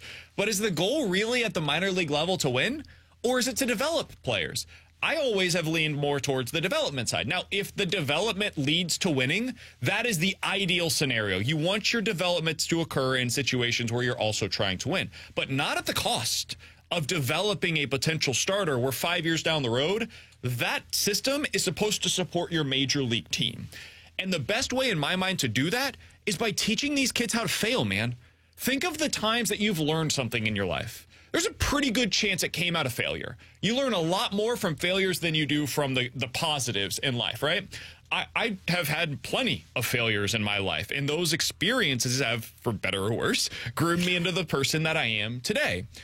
If you're not allowing these guys to fail, if you're just letting them go through 2 times and you're like, hey, don't go out there the third because it might be bad for you, well, then how are they supposed to learn, right? How are you supposed to learn what it looks like that third time through if things do go well for you? It's impossible. So I would be curious for the Cardinals especially, a team that has shown now at the major league level, they value innings. They want Miles Mikolas to face the third time through. They want this year Lance Lynn and Kyle Gibson to go that third time through the order. Are they going to allow their young players to also experience that, or are they going to continue doing things the way that they have over, the last 10 years? And this is not just them. It's all of Major League Baseball. That is something that I think we should be paying attention to throughout this season at the minor league level. Yeah, I think it'll be interesting to keep track of this year and then what happens if this year is successful. If this formula works, as we've talked about, the Cardinals are kind of zigging while everybody else is zagging. Everybody else is going towards the 5 and dive, even a 6-man rotation. Look at the LA Dodgers, for example. While the Cardinals are saying, here's our 5 guys. 4 of these 5 guys, our hope is probably eat 100, or 3 of the 5, I'd say eat 180 plus innings. Well, you got Sonny Gray, you'd hope for 180, but realistically 160. If this works, if this formula works, like, hey, our starter's going to go deeper, which then shortens our bullpen, I could see where the Cardinals then really start to implement this throughout the minor league system, to where you have a McGreevy, a Graceffo, a Tink Hintz, a TK Roby, who are now deciding, hey, instead of just pulling these guys out after the second time through the order or when they get to like 75 pitches, let's push them a little harder. Let's push them so when they do get up here, to your point, yeah, they know what it's like. I mean, look at Matthew Liberatore. I think there's some of this on the player in Matthew Liberatore and some of this on the St. Louis Cardinals. But we talk about his velo dipping during starts. Why is that? Because he's kind of pushing himself too hard early on. He doesn't know how to sustain it. He doesn't know how to go 5+ innings and maintain a fastball while also throwing the curveball. And that's a little bit on development. That's a little bit on the player. I think this is the year that if this works, this zigging that the Cardinals are doing in their rotation, I think it is something to keep an eye on, is maybe they try and implement this more in their minor league system. There were 3 pitchers in the entire minor leagues, AAA, AA, single A, anywhere, that threw at least 150 innings last year. 3 in the entire minor league system. There were 71 in 2013. 10 years ago, 71 pitchers at the minor league level pitched at least 150 innings. And this past season, there were 3. For what it's worth, one of those 3 was Michael McGreevy, who pitched 153 innings. So maybe he becomes something for you at the major league level eventually. It's going to be that classic, like Jake Woodford, Dakota Hudson, pitch to contact type of profile. But at least he's throwing innings down there, man. And I can't say that about really anybody else. It seems like the only system that's actually developing these guys to throw pitches is the New York Yankees. They have 2 of the top 3 in innings from this past year. Everybody else is just like, hey, give me 120 innings, we'll call it a day, and see what it looks like for you in the upcoming season. Coming up next, Xavier Scruggs. He was able to sit down with Ollie Marmol and Harrison Bader over the last couple of weeks. Talked to Bader about what it was like to come through the Cardinal system. Talked to Ollie Marmol about what it's like to face so much pressure heading into 2024. We'll get Xavier Scruggs' impressions from both the player and the manager coming up next here on 101 ESPN. We've got your chance to win a pair of passes to the 2024 State Farm Missouri Valley Conference Men's Basketball Tournament, hitting the court at Enterprise Center March 7th through March 10th. March begins here with the Arch Madness of the annual MVC Tournament, celebrating 30 years at Enterprise Center. All session and single session tickets are on sale now. Get all the details and get entered to win those free tickets for Arch Madness right now, either at 101ESPN.com or on your 101 mobile app.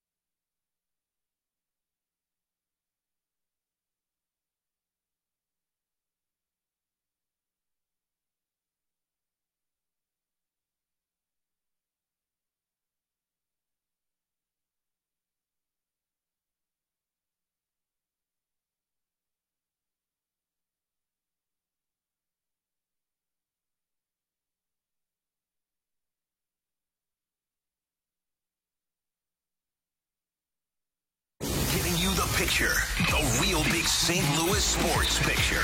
It's BK and Ferrario, live from the Car Shield studio on 101 ESPN.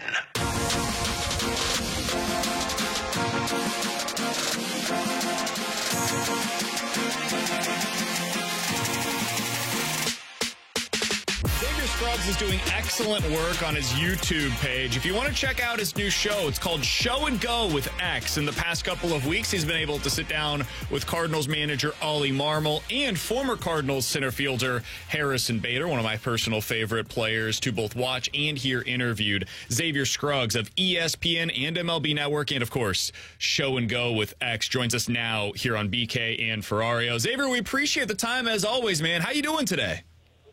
Yeah, doing good. I appreciate you guys having me. Absolutely. We're thrilled to have you. So let's start with your interview that you were able to sit down and have with Ollie Marmol, Xavier. This is a big season for him. It's a big season, of course, for the Cardinals. And you were able to get through what I thought were some legitimately intriguing questions with him. You asked him all of the stuff that we were curious about on the outside looking in.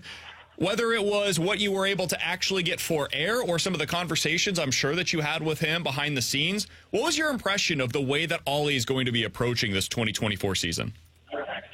Yeah, I think well, first of all, thank you for the compliments. It was a great interactive discussion to be able to sit down and learn a lot about kind of what he views coming into 2024. And a lot of that is change for me. Like that's what I got from a lot of our conversation is just this idea that with some roster changes, he feels like he has more flexibility to do a lot more now with some new starting pitching coming in. And I think that was ultimately one of the biggest question marks from last year, because if you don't have guys going, 4 or 5 innings and they're being removed early from the game, that hurts the bullpen.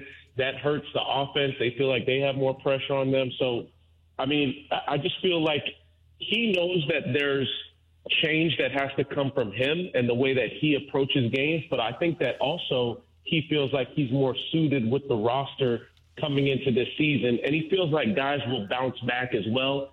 And you have a couple of young players that seem to be impact players as well. I think that all represents a good opportunity for the Cardinals this year. And Xavier, we talk about the Cardinals, and we talk about, you mentioned some of the starters that they brought in. They brought in a Matt Carpenter as well, a veteran player. And you talked to Ollie about leadership and leading the St. Louis Cardinals. When you are you're a former player, you were in that Cardinals clubhouse, and you talk about the importance of leadership. How important is that behind the scenes? Because we've seen all the veterans that they've brought in to try and improve this leadership group. Yeah, I mean, that's monumental, right? It's something that can't really be quantified when you look at statistics, but a lot of times just from knowing and being in the clubhouse, there's certain guys that have an effect on other players that just bring out the best in them. And sometimes it's not always the manager, it's not always coaches. A lot of times it's the players that are on the field and the guys that you do bring in and the culture that you do cultivate.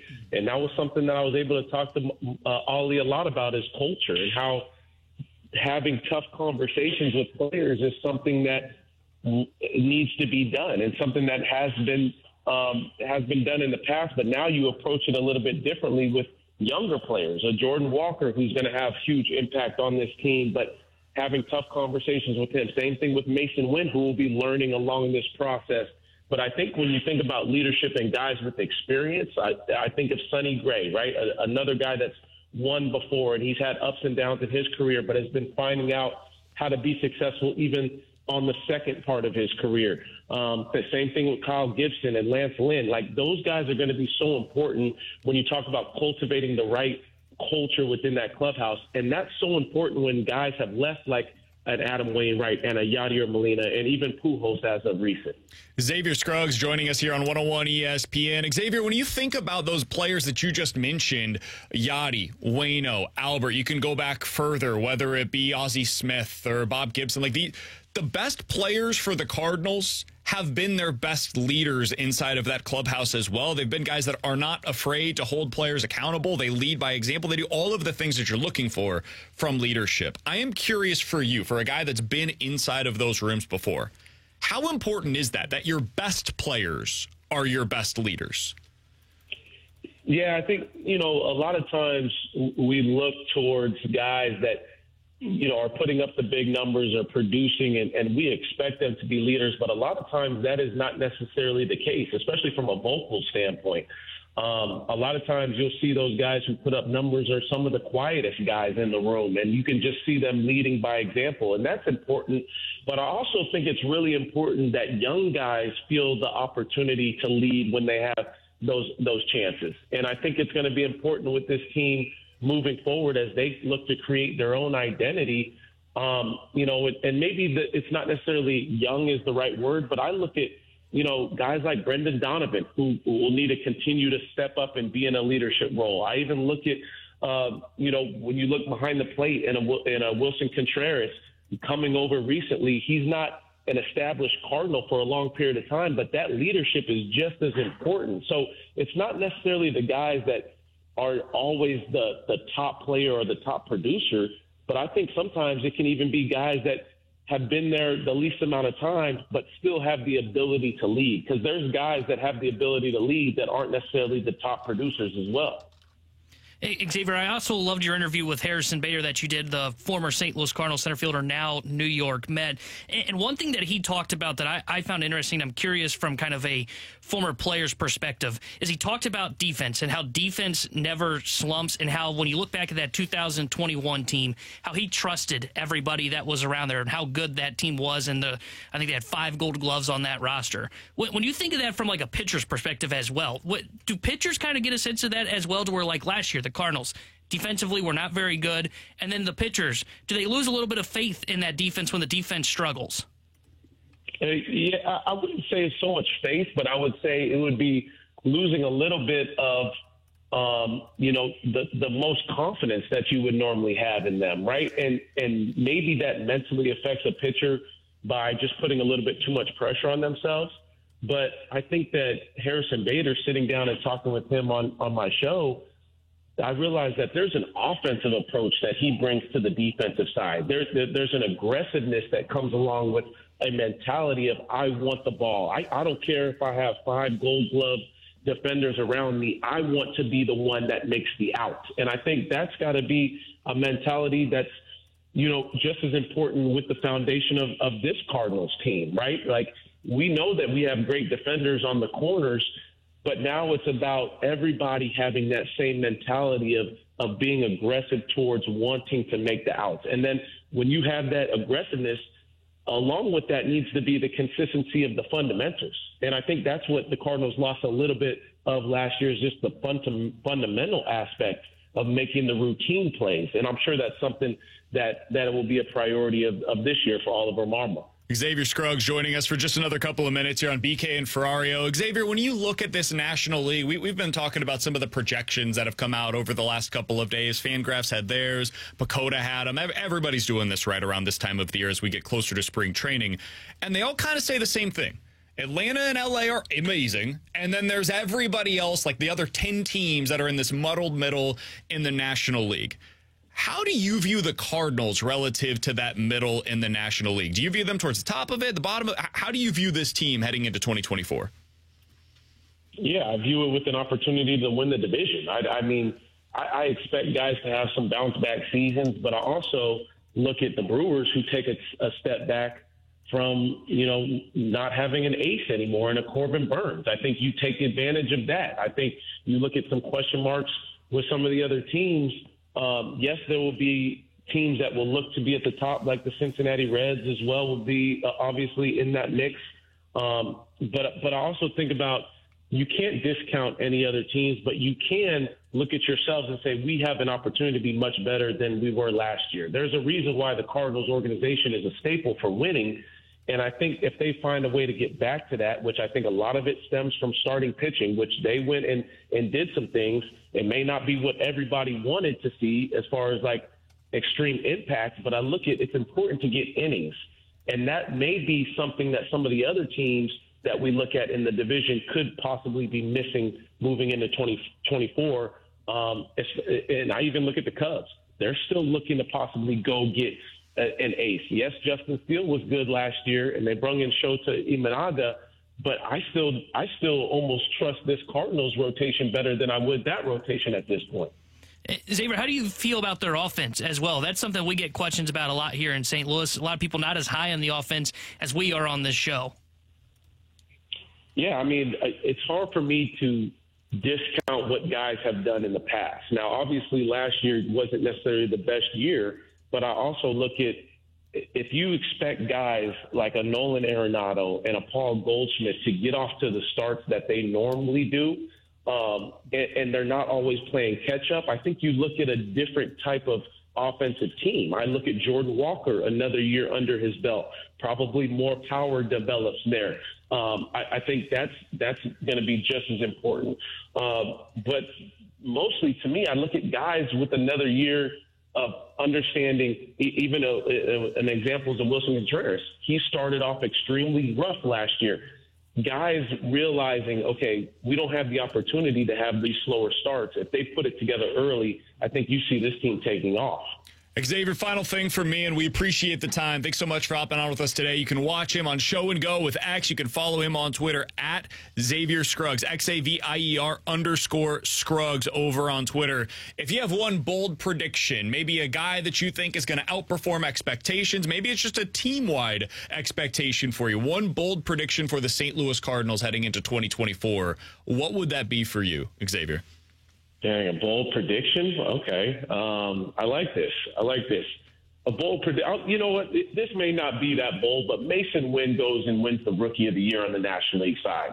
Like, I think if the Cardinals do everything that they're capable of doing, and you have your main dudes banging in the middle of the order, producing, I think Mason Wynn gets an opportunity to show off his offensive side and as well the defensive side. But I think you're talking about a bat that has an opportunity to make some noise with the guys around him. So Mason Wynn, Rookie of the Year. You're speaking to the right show on that one, Xavier. We've been talking a lot about Mason Wynn over the last couple of days, a player that we are certainly excited to watch heading into 2024. Hey, man, thanks so much for hopping on with us. We appreciate the time, as always. We are always watching what you're doing over there, whether it's on ESPN, on MLB Network Radio, and certainly with Show and Go. Great work over there. We'll talk with you again soon, my friend. Hey, appreciate you guys. Keep up the good work. Talk soon. Absolutely. That's Xavier Scruggs joining us here on 101 ESPN. Appreciate his time, as always. If you had to give one bold prediction for 2024, T-Bone, I'm putting you on the spot here. We have done exactly zero preparation for this question. What would it be? I would say... By the way, I like Scruggs' version of this. Mason Wynn winning Rookie of the Year. Okay. Yeah, I knew that would pull at your heartstrings. I would say Nolan Gorman hits 40 bombs. Ooh! That he stays healthy, puts it all together, and you see that Kyle Schwarber-esque power. I would say that Jordan Walker is the best hitter on the team by the end of the season. That would be my quote-unquote bold prediction. I don't know if that's, like, spicy enough. Like, on a scale of, like, 1 to the ghost pepper, I don't know where that falls. But I would say that's my bold prediction for 2024. I'm very much buying into the Jordan Walker hype this year. Another one, when you immediately asked me that I kind of thought about, and I was like, it's probably too soon for this, would be Herrera wins the starting catching job at some point. You've been talking about that for a hot minute. Yeah, he's tearing the cover off the ball in the, why am I drawing a blank on it? The series that's being played right now in Miami, the Caribbean series. He's been tearing the cover off the ball. What do you do? This is a question that I've been thinking about a little bit as I've been seeing some of the numbers that he's putting up. It's ridiculous what he's doing right now. If Ivan Herrera does become your starting catcher, then what? Like, you've got an $85 million man who's now a DH, which is like not inherently a problem. There's teams that have paid more than that for a designated hitter. Get more than that. But if Wilson Contreras is primarily a DH, it means there's fewer opportunities there for Nolan Gorman. There's less opportunity there for days off for Goldie or Arenado or Jordan Walker, which, again, I'm not necessarily opposed to, but it's not the way that this team has operated in the past. It does complicate some things. It's a good problem to have, I suppose. But if Ivan Herrera takes that job over, it presents some other decisions that the team has to make sooner rather than later. Yeah, and I say that not just because I think the bat could carry him. I think because if he's better defensively, the Cardinals have talked about getting better defensively this year to help out their pitching. I could see that being the case.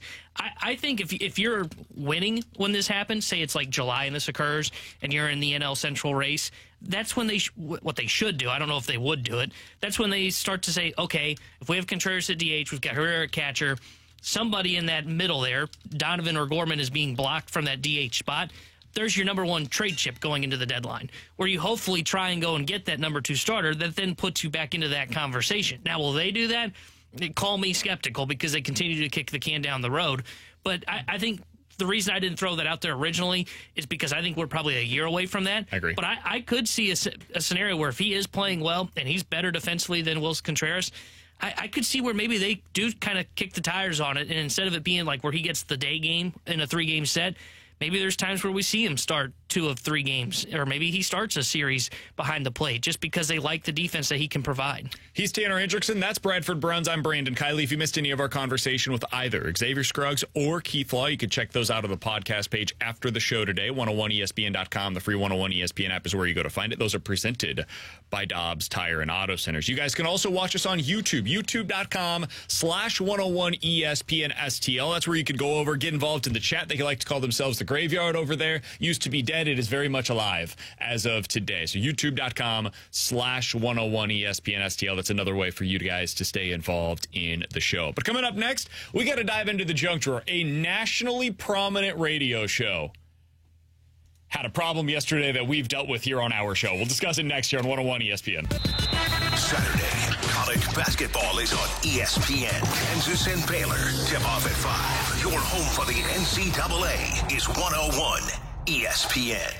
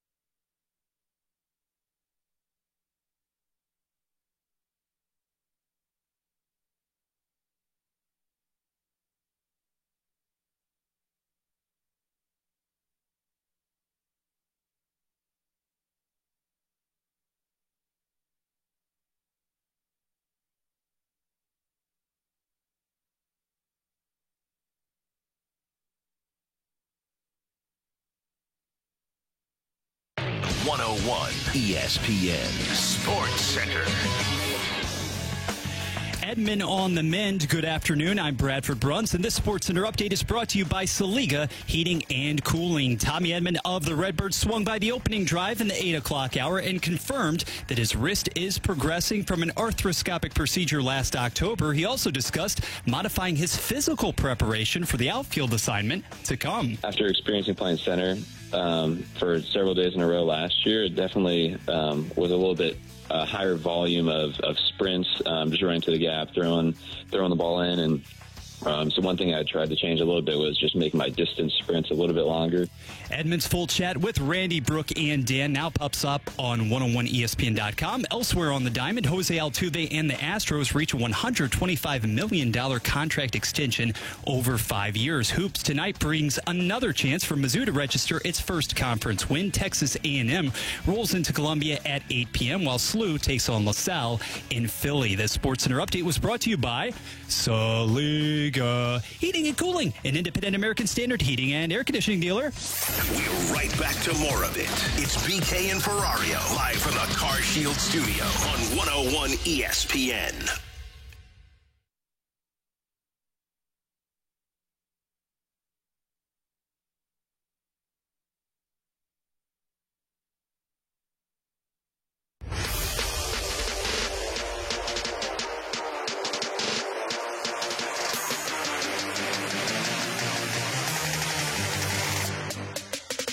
It's time to dive into the junk drawer. So we've all been there, right? We've all made the mistake of butt dialing somebody or trying to text your buddy Alex and it goes to the wrong Alex. Or maybe it's the college thing where you were trying to call one girl to go out and you ended up calling another. We've all been there. I get it. There. Right? Unfortunately, for one nationally prominent radio show, it wasn't any of those things. It was getting a PR campaign from an individual by the name of Randy Moss.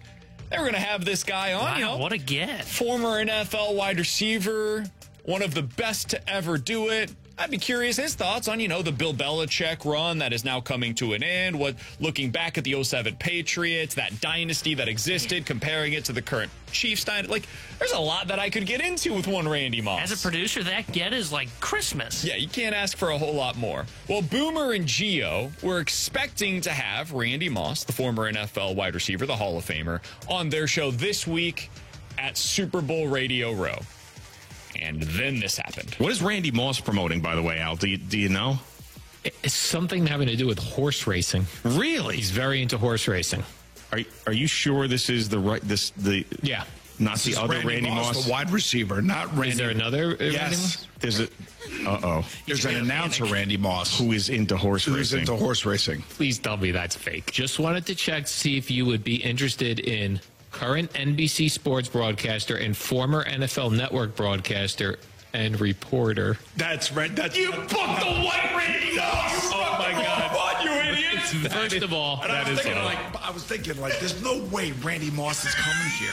No wonder they were so excited too. The person was like, "Oh no, he will definitely be there." I wonder how many people have this Randy Moss booked, thinking they're going to get number 84. It happened here on this station. So Bernie used to get Randy Moss, this Randy Moss, in their words, the white Randy Moss, on the morning show to talk horse racing all the time. They used to go back and forth, buddy. The fast lane, though, did not mean to call this version of Randy Moss. They thought they were getting the Pro Football Hall of Fame wide receiver Randy Moss. I think it was also Super Bowl week or championship weekend, something like that.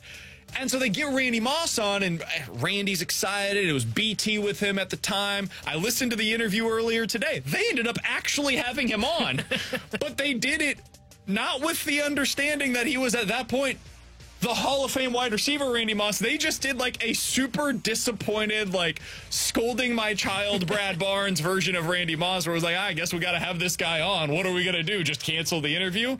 So they didn't cancel it. They did in New York on the Gio and Boomer show. They decided, we're not doing that. We are not having that guy on our station. We have also had our run-in moment with a mistaken guest. Now, ours wasn't necessarily like Randy Moss versus Randy Moss, same name, different guy. Well, it kind of was, actually. Ours was Ryan Braun versus Ryan Braun, except our Ryan Braun that we got on had nothing to do with radio, with television, with sports. He was a doctor. So he had his friend call in, and here's what it sounded like. Former Brewers outfielder, 5-time Silver Slugger, 6-time All-Star, and he joins us via the Brownie and Crouppen Celebrity Line. Ryan, sincere thanks for joining us today. How you doing, man? Oh, wow. Hey, good. What have you been up to while the start of the season has been taking place? Just golf. Lots of golf. Okay, how good's the golf game then, Ryan? I got to know. What's that? I said, how good's the golf game? I got to know. Average at best. Where are you at right now in your thought process of playing this year? Not really sure. Just kind of focused on golf, golfing. So, Ryan, I'm curious, though, because I know that you got to call some games at spring training this year for the Milwaukee broadcast. Did you enjoy that? Have you thought about doing that side of it once your playing career is over? I mean, perhaps, but just trying to tee it high and let it fly right now, boys. There's the quote. I have a feeling this might not be Ryan Braun, guys. Oh, yeah? Feeling this might not be Ryan Braun. So he played us here. I have a feeling this might not be Ryan Braun. He hung up right about now. I think we might have gotten punked. Did we get punked on the air? I think we might have just gotten punked. I like listening back to that, my skin is crawling. Oh, I find it hilarious. Oh. I'm like shaking right now just thinking about reliving that experience of when Alex asked that final question. I had already at that point kind of figured out in my mind, oh, God, this is not going the direction that we thought. And for people that are wondering, like, why the hell did you guys have Ryan Braun on? Fair question. This was at the beginning of the year, and we were talking about getting a bat that the Cardinals needed in the outfield. Ryan Braun seemed to make a lot of sense. And so we're like, hey, you know Milwaukee. what? Let's reach out to the guy that every Cardinals fan hates to see if he would be interested in joining the Cardinals. So we decided to go ahead and do the investigative reporting that you can only get right here on BK and Ferrario. Unfortunately, during our investigation, we uncovered the wrong phone number. He then sent us, he told T-Bone, hey, I'm going to use my other phone. Fair. There are players that have multiple phones, so call me at this number. So we did, and that's what ended up taking place. My skin legitimately crawls listening back to that once again. Happens to the best of us. I'll never forget, like, I think after the second, when he said the golf one again, I was like, I remember talking back, because you guys were at Centene when this happened. You guys were at Centene. I was alone here in the studio, and I'll never forget, I held down our talkback button that talks to our executive producer, Mike Ryan, and I went, I'm not sure this is Ryan Braun. He went, really? And then next thing you know, you guys discover it, and then I'll never forget the fast lane coming in and going, so how's Ryan Braun today, guys? Oh, he's been golfing a lot, guys. So somebody on the text line brought this up. I had forgot about this one. Ryder, do you remember when the fast lane was supposed to have one of the Bulls players on? They interviewed him as that Bulls player, but it actually ended up being a different Bulls player. This was in the middle of the pandemic. We were doing weird stuff on the show. We were like breaking down that Jordan documentary, The Last Dance, as if it was like a live sports TV broadcast. That was the thing. Yeah, that's all we had, right? So you go with what you got. That was the thing, so we went with it. And so the fast lane was like really diving into it. They're getting into the nitty gritty. I don't remember who the players were. I'd have to go back and re-listen to it.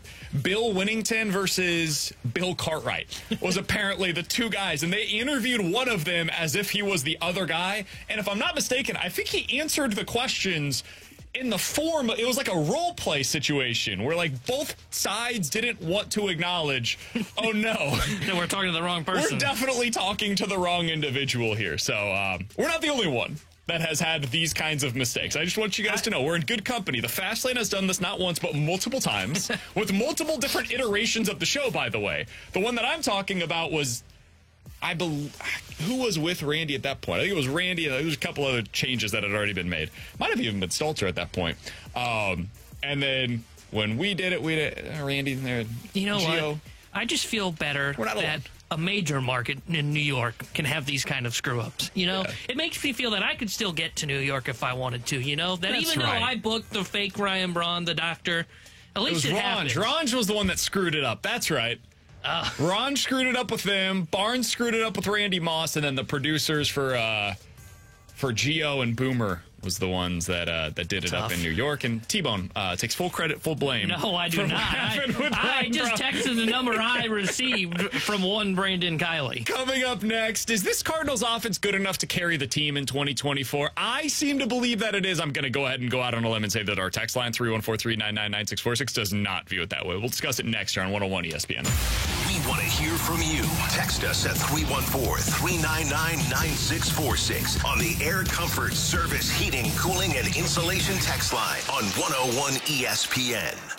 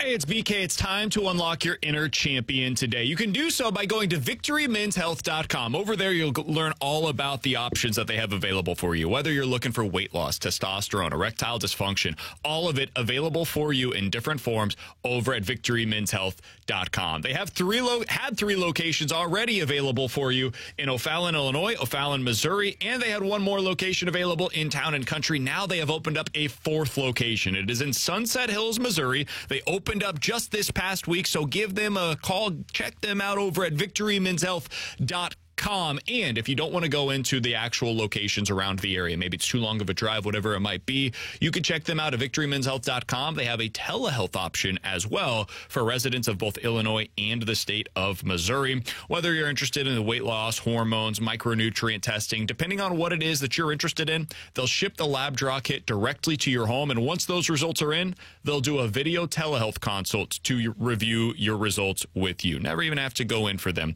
victorymenshealth.com. That's victorymenshealth.com.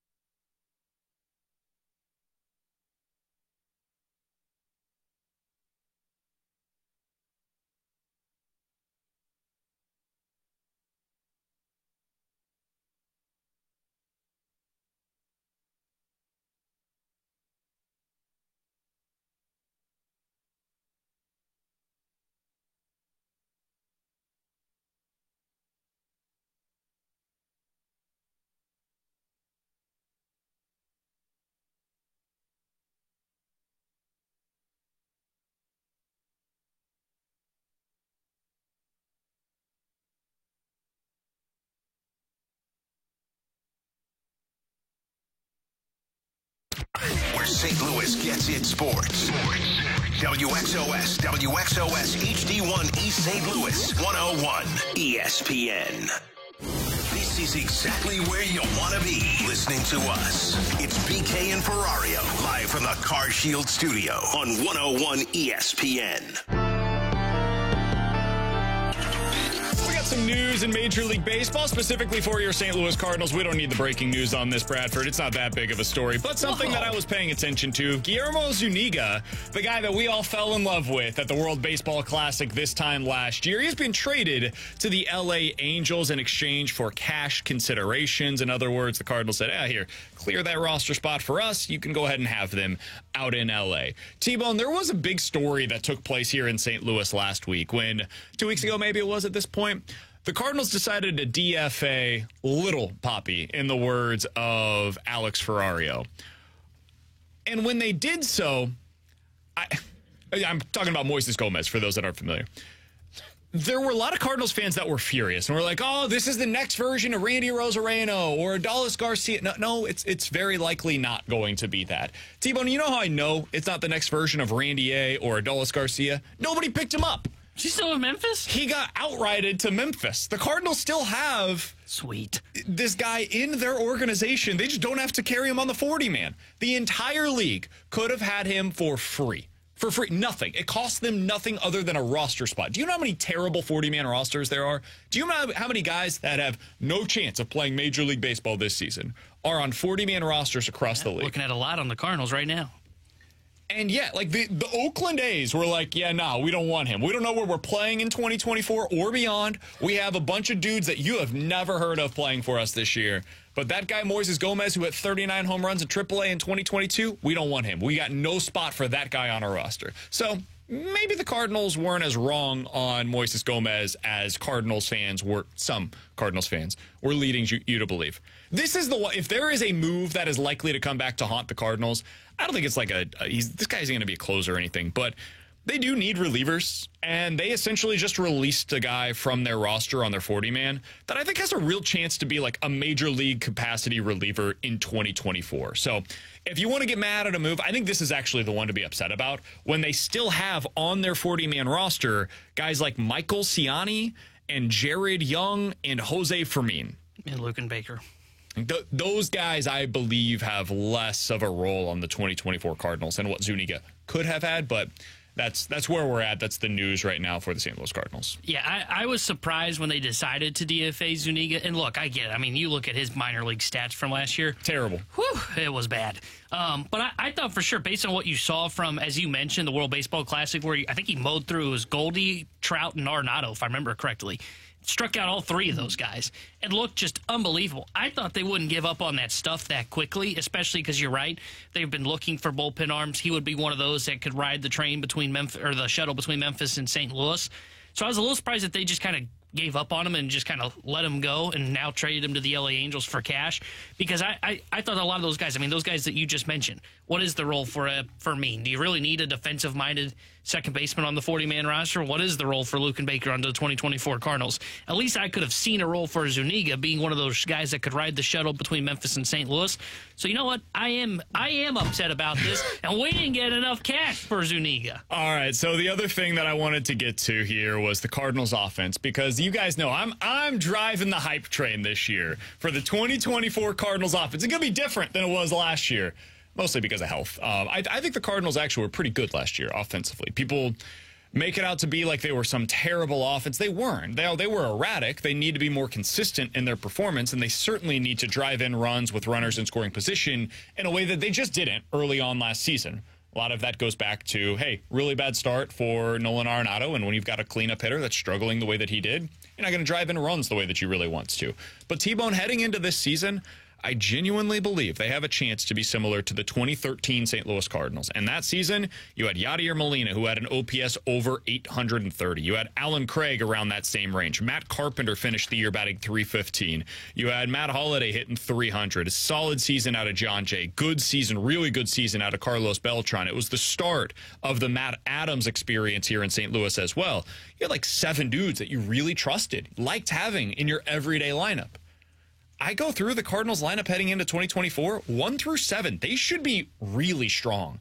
And it shouldn't matter if you're going up against a righty or a lefty. This should be the type of offense. I don't think it will be the best offense in baseball because I don't think they have the upside of a Dodgers or a Braves. I don't think they're there, even the Astros. I think the depth of this lineup, though, if you get beyond probably just the Astros, I think you could put their depth up against just about any other lineup 1 through 7, and I think I would probably lean towards the Cardinals heading into the season. Yeah, I really like the offense. Now, can it carry them this season? The reason that I have a tough time of just fully buying into that is because they're having to rely on this offense and an offense that has had guys deal with injuries. I mean, you look at Nolan Arenado, dealt with a bad back for most of last year. Nolan Gorman has the back of a 70-year-old. You look at Lars Nootbaar, and he's had I don't view him as an injury-prone player, but I can't deny that he spent a lot of time on the IL the last 2 years. So I look at the offense and I say, yes, it should be what carries them this year.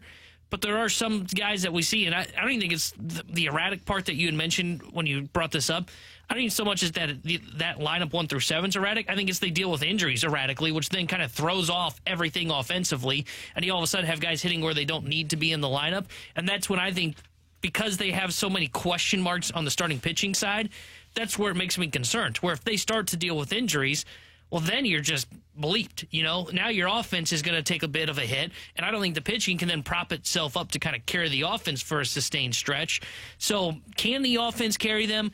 I would say yes, but I don't think it's a great spot to be in where you have to say this is what's going to carry us into the season, and it has to prop up our pitching. So I would say it can. It's good enough to prop them up and carry them throughout the regular season, assuming health. We have to assume health. And the hard part is, what is more likely? You stay healthy in your lineup or you stay healthy in your rotation? The answer is the answer is the lineup. So I went through yesterday, T-Bone, we were talking about this off air after the show. How many different teams do you think in 2023? Bradford, I'll ask you this question because I already gave T-Bone the answer, so I'm giving it away for him. But how many teams do you think going into last season had at least 4 starters that started 25 games for them? So I'm not even saying 30 plus. 4 starters started 25 games or more for them. How many teams do you think were able to claim that this past season? Gosh, I would almost say under a handful. Maximum 6? 5. A total of 5 in all of Major League Baseball. It was Texas, Washington, who were the other ones?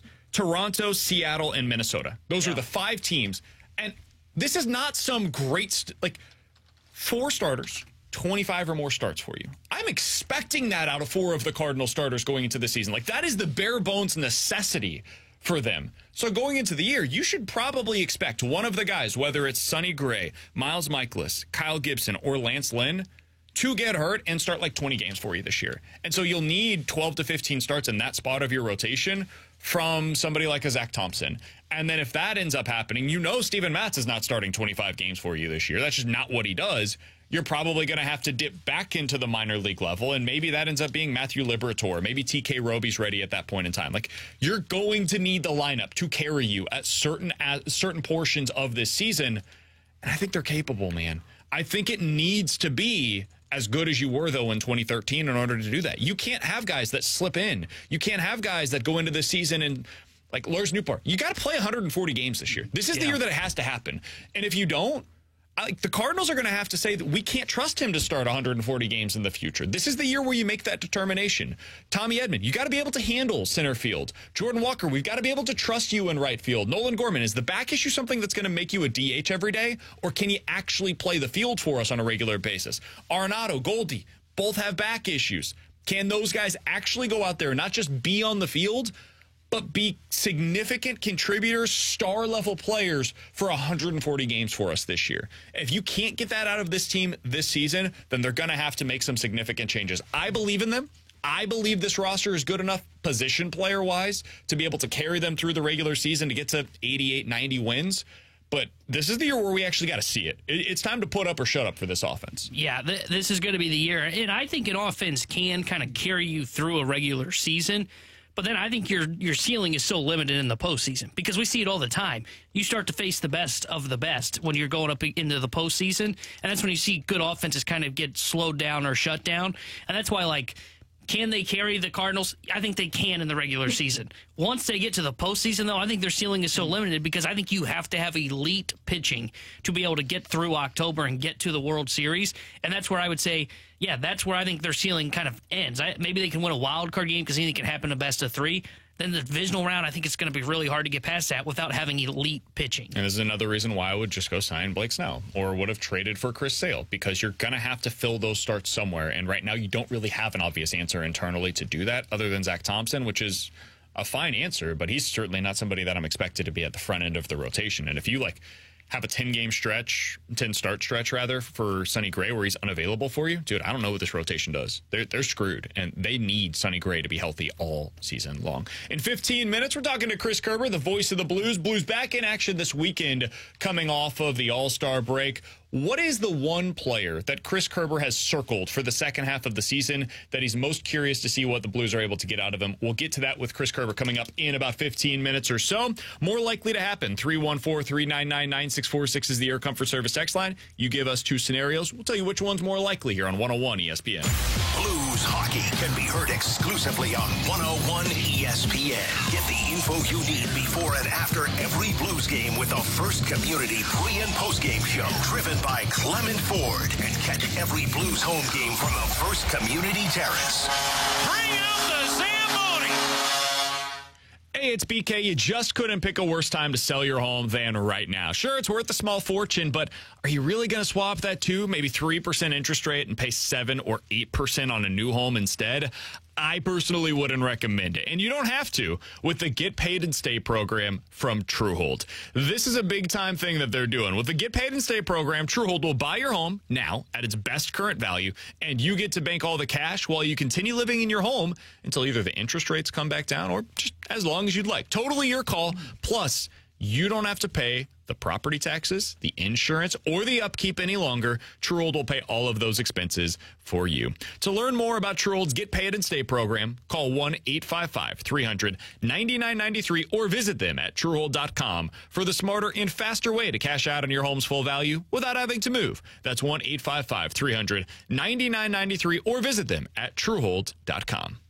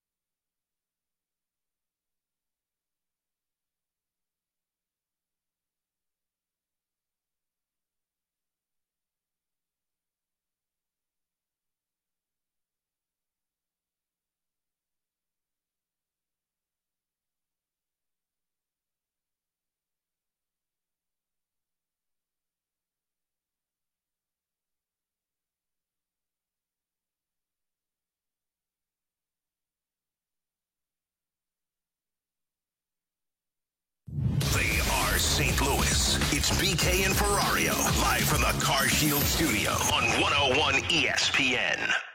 What's more likely to happen? They'll figure it out. BK and Ferrario's most likely to happen.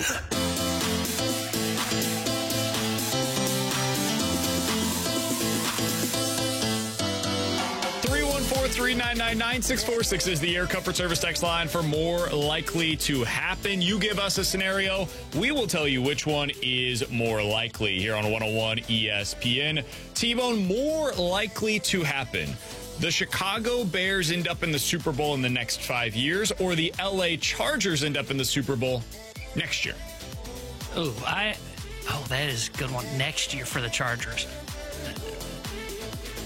I will say Bears get to the Super Bowl in the next 5 years, because though I really like the hiring of Harbaugh, and I think he can get that roster where it should be, not 5 wins or whatever they had this year, getting through the AFC next year, even with the Harbaugh. I know, I'm getting a little emotional.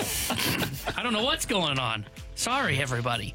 I think when you look at the AFC, it's going to be really tough for me to say, even with Harbaugh and whatever they do this offseason, that they will be able to get through the AFC. So I will take the Bears and their chances through the next 5 years than I would the Chargers to get to the Super Bowl next year. Tanner, it's okay. It's okay, because when I heard that Minter would be reuniting with Harbaugh in Los Angeles, I got emotional too. It hit me in the feels. It really did. I'm taking the Bears here because you're giving me a 5-year window. And in that time, you could have Caleb Williams established as a new franchise quarterback. You could have a really terrific offense in place. I'm not sure as to how long Eberflus will actually be there at the helm, but given the 5-year window, I'm sorry, Kansas City, etc., so many other threats in the AFC, it's not happening next year.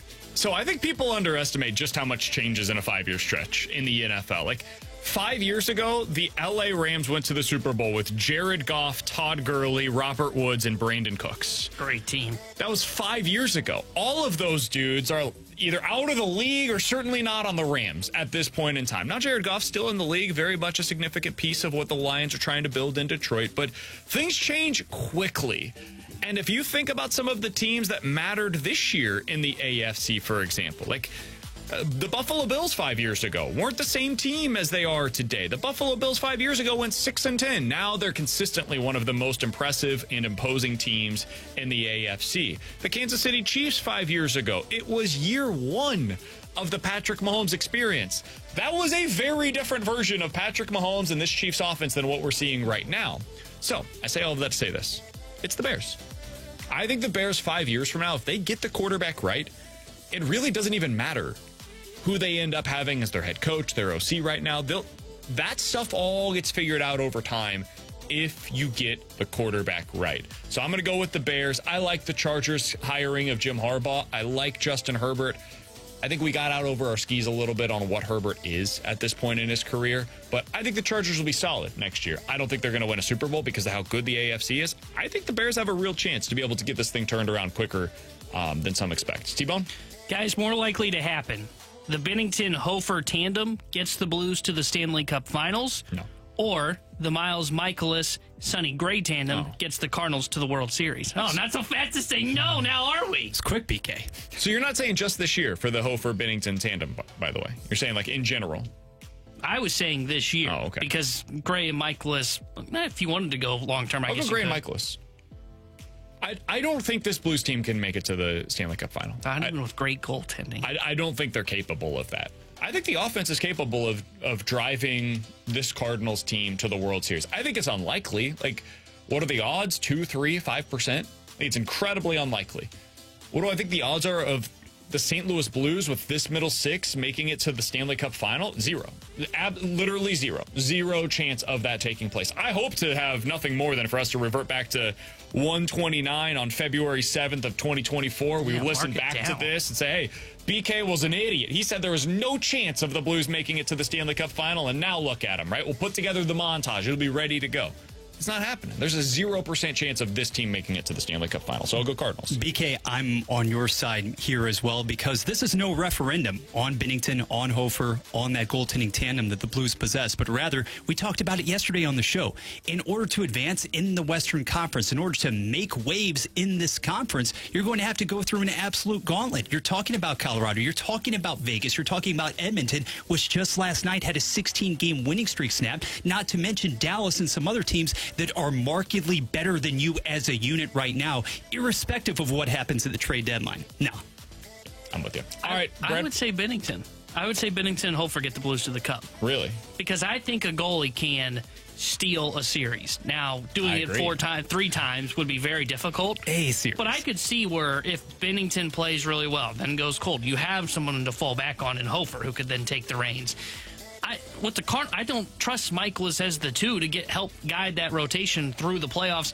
Maybe they can do it in, the wild card round. Maybe if you get a really good draw and you avoid the Braves or the Dodgers in the divisional round, I could see it.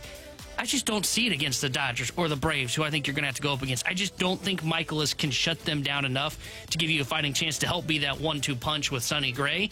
That's why I say, though it is very unlikely for Binnington and Hofer to carry the team through 3 series, I've seen Binnington just show up for October. I've seen goaltending steal at minimum a series. So I would say it's more likely Binnington and Hofer do it. Bradford, what do you got? It's a fun question. More likely to happen, in which we love the hypotheticals here. Sonny Gray, Cardinals ace, reaches 15 wins for the first time in his career, or he logs 200 innings pitched for the first time since 2015. 15 wins. All right. He's more likely to get to the wins threshold than he is to get to the innings threshold. He's not going to be you said 200 innings? Yeah, 184 last year. Yeah. Within reason.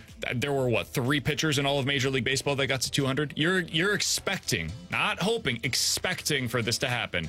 Him to get to 30-plus starts and him to average more than 6 innings per start. It's just not happening. That's not who Sonny Gray is as a pitcher. That's not who you signed. Yeah, I would say definitely more likely he gets to 15 wins. I'm not sure that'll happen, but at least then, if he goes through 5 innings, he qualifies for a win. He'll probably hold teams down to 1-2 runs. I could see where the offense can help boost that win total. I just don't see him getting to 200 innings. I think 160 is what I'm expecting from Sonny Gray this year. What do you think? I honestly think the innings are in reach because last year with Minnesota, he was fairly close. Okay, I understand it's still a reach one way or another, but if you're asking me to bank on him to get 15 wins, even with this lineup, something he has never accomplished in his career, at least I know that Sonny Gray, while he hasn't necessarily reached that territory in the last few seasons, he has been that guy. So I think this narrative that he is incapable of consistently going deep into games is a bit overstated at this point. You want to see it, yes, but you're going to have to get a heck of a lot more out of him, in my opinion, than just the mid-160s to be a representative team in the NL Central. All right, final thing here. More likely to happen, 314-399-9646 is the Air Comfort Service text line. Guys, one of Dvorsky or Snuggerud wins the Calder Trophy next year for the Blues, or Mason Wynn wins the Rookie of the Year this year for the Cardinals. T-Bone, which one's more likely to you? I would say Dvorsky or Snuggerud wins the Calder Trophy because those guys are profiled as goal scorers. And I could see where Snuggerud, if he comes up, he's probably going to be on that top line, would be my guess. And I could see where him, Thomas, and Kyrou, if they're the line mates, or him, Thomas, and Booch, end up putting up a ton of points to where it would jump up that profile. For Mason Wynn, a lot of people, we talked about this with Walker. When you look at his offensive numbers, I could see where maybe he surprises us, but I'm not expecting his offense to be great this year, whereas OPS, on base, and stuff look good. His home run RBI total is not going to be very gaudy. Why? Because he's hitting 9th in the order. So I would say it's definitely more likely Dvorsky or Snugs. The only guys to win to win Rookie of the Year in the last 15 seasons without at least 20 home runs were Michael Harris. He hit 19. Will Myers back in 2013, he hit 13 home runs that season, but did have an OPS over 800. And Buster Posey, who hit 18 and had an OPS over 860.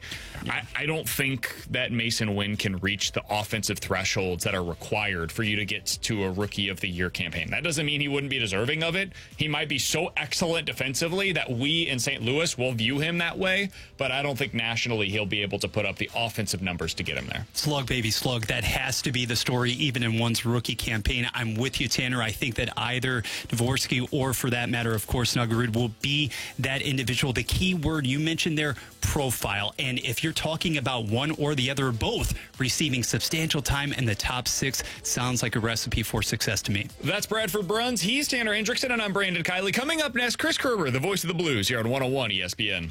This Friday morning, 101 ESPN invites you to participate in the 24th annual Hardee's Rise and Shine fundraiser. Stop by any participating Hardee's in the bi-state area this Friday morning and grab a sausage biscuit or egg biscuit for the special price of just $1. 100% of the proceeds of all funds collected will help heat up St. Louis, supporting people in need in both Missouri and Illinois. Help heat up the St. Louis region this Friday morning at any participating Hardee's. Find more info at 101ESPN.com.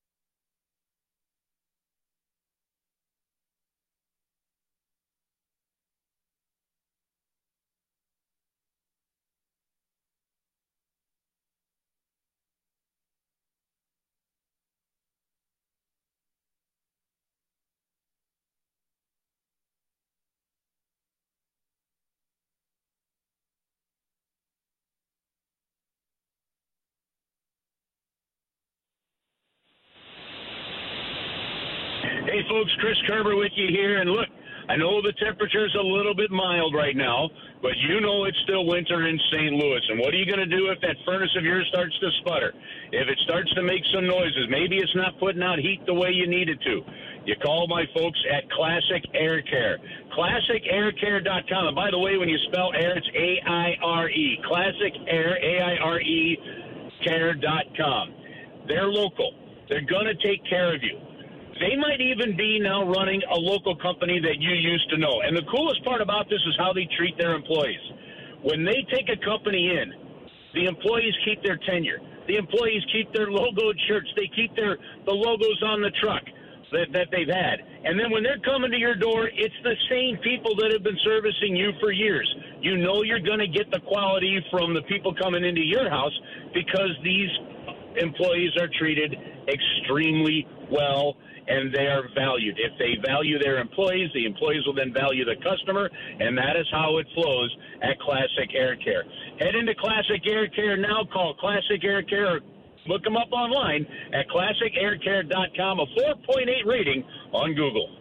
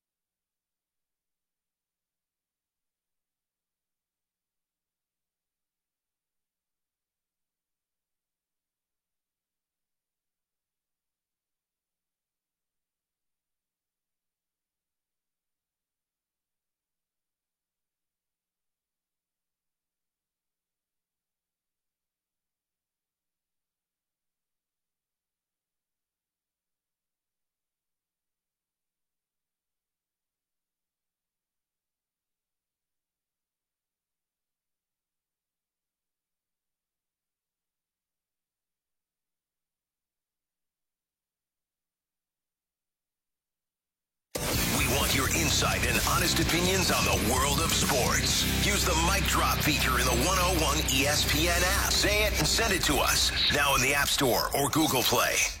Giving you the picture, the real big St. Louis sports picture.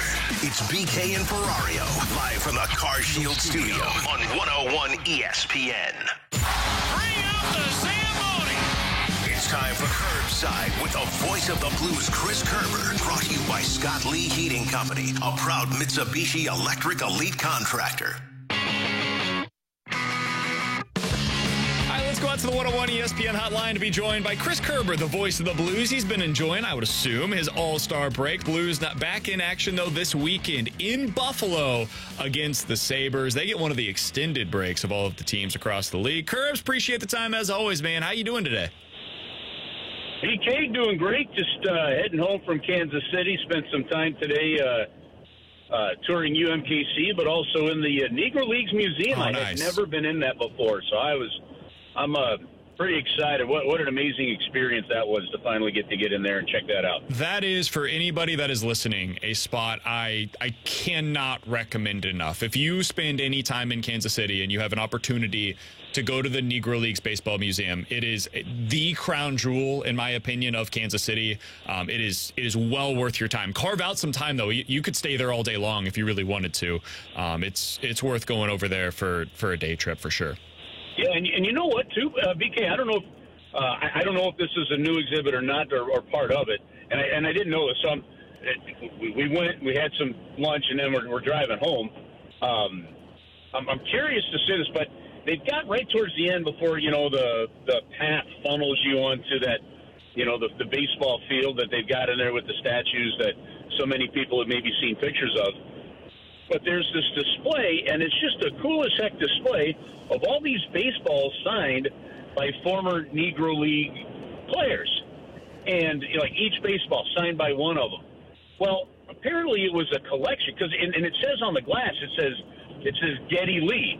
And I'm thinking, okay, the Rush singer, right? And then you're like, or maybe that's a brand name of something I didn't know. Well, no, it turns out, I guess that was Geddy Lee's collection. And I don't know his connection as to why or where his affinity for that came from, but I'm looking forward to learning that one. I thought that was kind of something pretty doggone cool. Yeah, it's a really cool spot. I don't want to spend too much time on this, but it's genuine. Like T-Bone would have a heyday there. It's incredible. It's really, really, really worth your time. All right, Kerbs, let's get to the Blues side of things here. It was announced the other day that, at least reported, that the Blues are going to be a part of another Winter Classic. This one taking place in Chicago at Wrigley Field against the Blackhawks. It'll take place next year.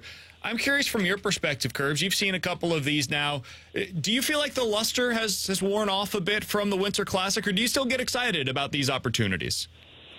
Nope, I don't think the luster has worn off at all. I'm with you. Especially when it's the Winter Classic, because that is still the showcase.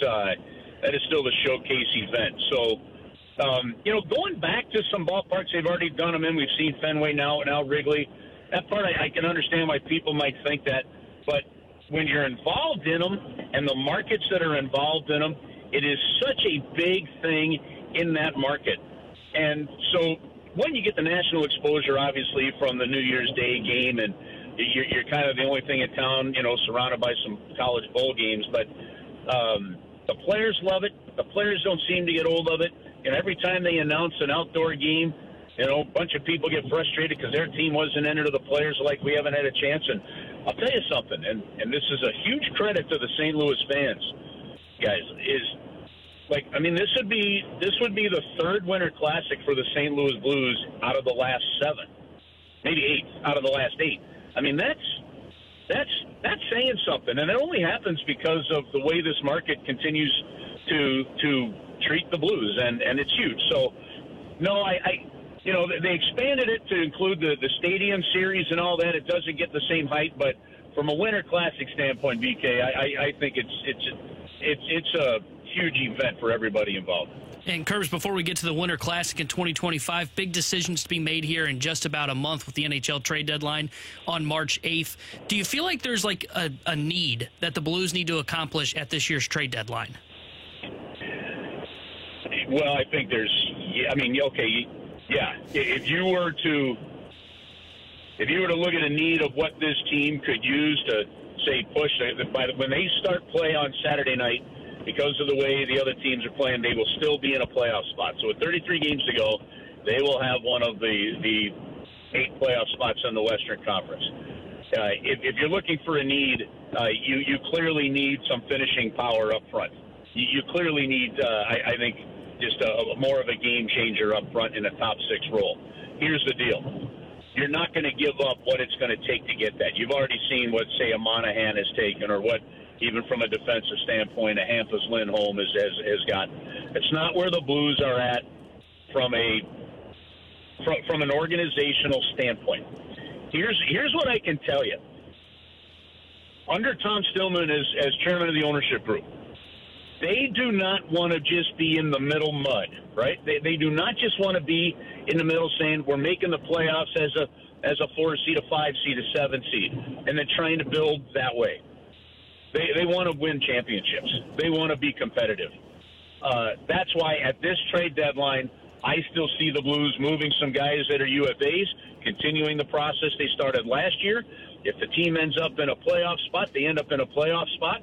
But you are still utilizing this upcoming trade deadline, however you shake it out, guys, as a way to continue to build towards the next 2 or 3 years. And that means to me that if they're looking for somebody at the trade deadline, they're looking for that middle range player that might have a couple of years of RFA left, 25 years of range, that they think could grow to be part of the core with Thomas, Kyrou, Parayko, those guys. So that's how I see this developing with 14 games to go before the deadline. Curbs, we've got your answer on Geddy Lee and his connection to the Negro Leagues Baseball Museum. Somebody on our text line sent this in. Nice. Apparently a while ago, this was like 2012, he went to the Negro Leagues Baseball Museum, left so in awe of it that he was like, this is one of the coolest things I've ever done. Soon after that, he came across an opportunity to buy 400 baseballs signed by the stars of the Negro Leagues. He didn't think twice about it, immediately purchased that and sent it to the Negro Leagues Baseball Museum because of how much he enjoyed his visit there. He wanted to be able to contribute in any way that he could. So there's your answer as to what his connection was with the museum. I put it on social media. It's sort of like, to me, I don't know if you guys have been to the Book Depository in Dallas, right? Or honestly, like the Holocaust Museum in New York. Okay, that one, and then. See, I'm trying to think of the other one that's just off the top of my head here, but the museums that you go into and you're going to come out like, what in the world was that? And you can't go into the Negro Leagues Museum without feeling and without it impacting you in some way, shape, or form. And that's the sign of a cool museum. But that's an awesome story with Geddy Lee and those baseballs. Right. I thought it was cool. Yeah, everybody takes a little something different from it, whatever it is that you want to take from it, like you, for example, with this.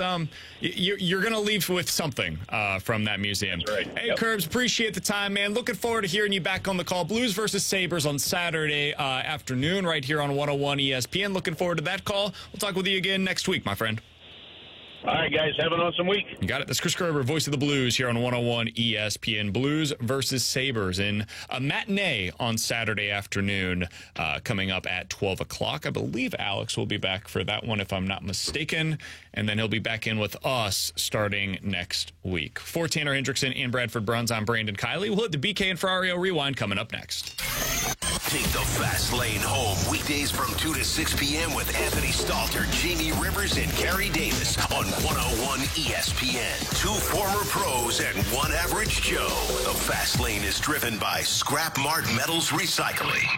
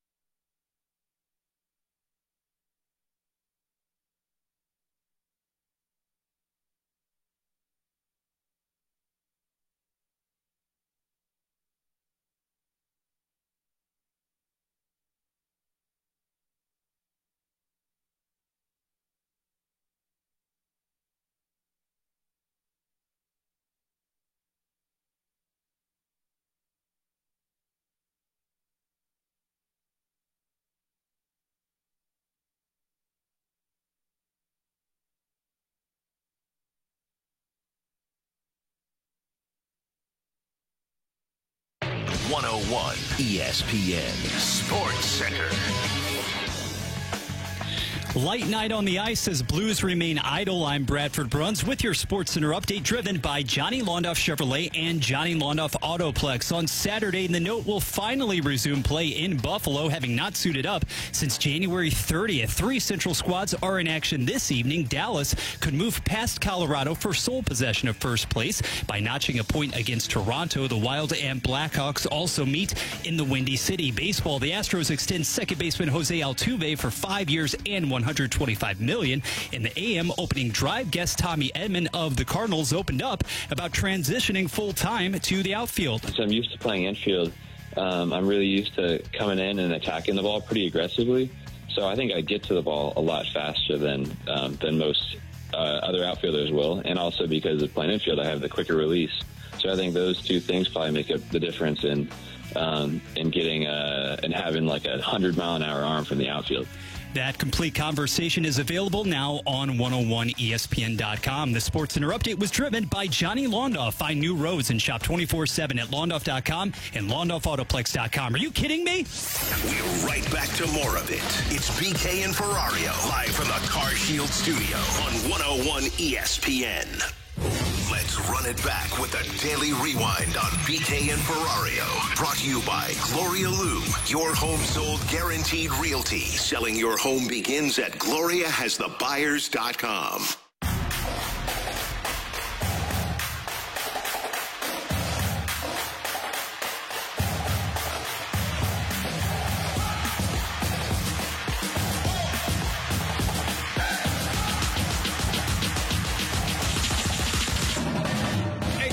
On Friday, I will be available to hang out, say hello, what's up, over at Hardee's off of Zumbel in St. Peters. Friday morning, we're helping heat up St. Louis during the 24th annual Hardee's Rise and Shine fundraiser. Stop by any participating Hardee's in the bi-state area this Friday morning. You can grab a sausage biscuit or an egg biscuit for just $1. 100% of the proceeds of all of the funds collected will help heat up St. Louis, supporting people in need in both Missouri and Illinois. For more information, go to 101ESPN.com. Again, I'll be hanging out over at the Hardee's location off of Zumbel in St. Peters if you'd like to come by and say hello. All right, it's time for the BK and Ferrario Rewind. T-Bone for today. I would like to talk about something that we actually have not gotten to so far.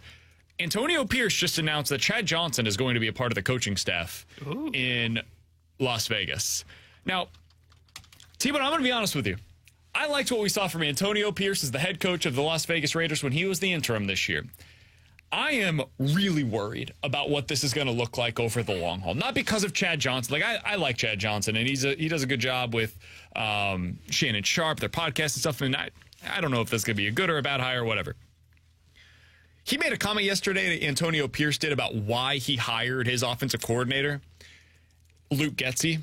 Luke Getsy, his team, the Bears, performed well against the Raiders last year. And Antonio Pierce's quote was, yeah, I don't know who he had a quarterback. I don't know who he had a wide receiver. I don't know who he had a running back, but they kicked our ass last year, so I wanted to hire that guy as our OC. I think people would be surprised at how often that happens. Where a team gets beat by another team, they see that team have success against them, and they're like, gotta have that guy. And that is how Antonio Pierce came to this decision on his offensive coordinator. Some of that, I'm sure, is tongue-in-cheek. I'm not sure all of it is, though. They also hired the former GM from the LA Chargers, who did not exactly do a great job of building the team in LA. If there is one hire this offseason that will crash and burn, I think it'll be what takes place in Las Vegas with Antonio Pierce. I think eventually he might end up being a good head coach. I don't know that he's ready just yet. Yeah, I would agree with that. I worry about him not being ready, and we've seen this before, you know, where a team can play well down the stretch with an interim head coach. Well, why? Because they're not playing for really anything. They kind of had to have that moniker of, man, we got to actually play, because guess what happens next is what you see in the coach bump, the new head coach bump. I do have some concerns, because when I saw that quote, and that was kind of how he kind of went about the offensive coordinator job, and look, that probably does happen. I wouldn't say that publicly. I would not when you're hiring your new OC, when you missed out on your top target and Cliff Cliff Kingsbury, I'm a little worried that you see kind of that mojo that happened in the second half really just kind of dissipate rather quickly in Las Vegas. Yeah, I hope he has success because I think he's super fun. Like, I think he is good for the game of football to have a guy like that at the head as the head coach of the Raiders. He embodies everything that I think of when I think of the Raiders, his attitude, everything. That being said, I'm really worried, especially given the division, given the Harbaugh hire in Los Angeles. I think the Raiders are in for a really rough go of it in 2024. All right, now is your chance to win a single-session pair of tickets to the 2024 MVC tournament. It's Arch Madness. It's coming back here at Enterprise Center March 7th through the 10th, and a single-session pass is going to be available right now. 314-399-9646 is the Air Comfort Service text line. If you are texter number 101, and you can tell us who the radio show up in New York, Geo and Boomer, who did they mistakenly book? What was his name? A little hint, the Fastlane mistakenly did this a few years back as well. If you have the answer to that question, your texter number 101, you are getting a single-session pair of tickets to see Arch Madness at Enterprise Center. For more information, check out 101ESPN.com or the 101 ESPN mobile app. For Tanner Hendrickson and Bradford Bruns, I'm Brandon Kiley. If you missed anything from today's show, be sure to check it out on the podcast page, 101ESPN.com. The free 101 ESPN app is where you go to find it. It's all presented by Dobbs Tire and Auto Centers. Fastlane's coming up next. Great cash, homie. The Blues play on ESPN. The wait is over. This Saturday, Blues and Sabres. Pre-game at 11, puck drop at noon. Shoots, he scores! This is your exclusive home for Blues hockey 101.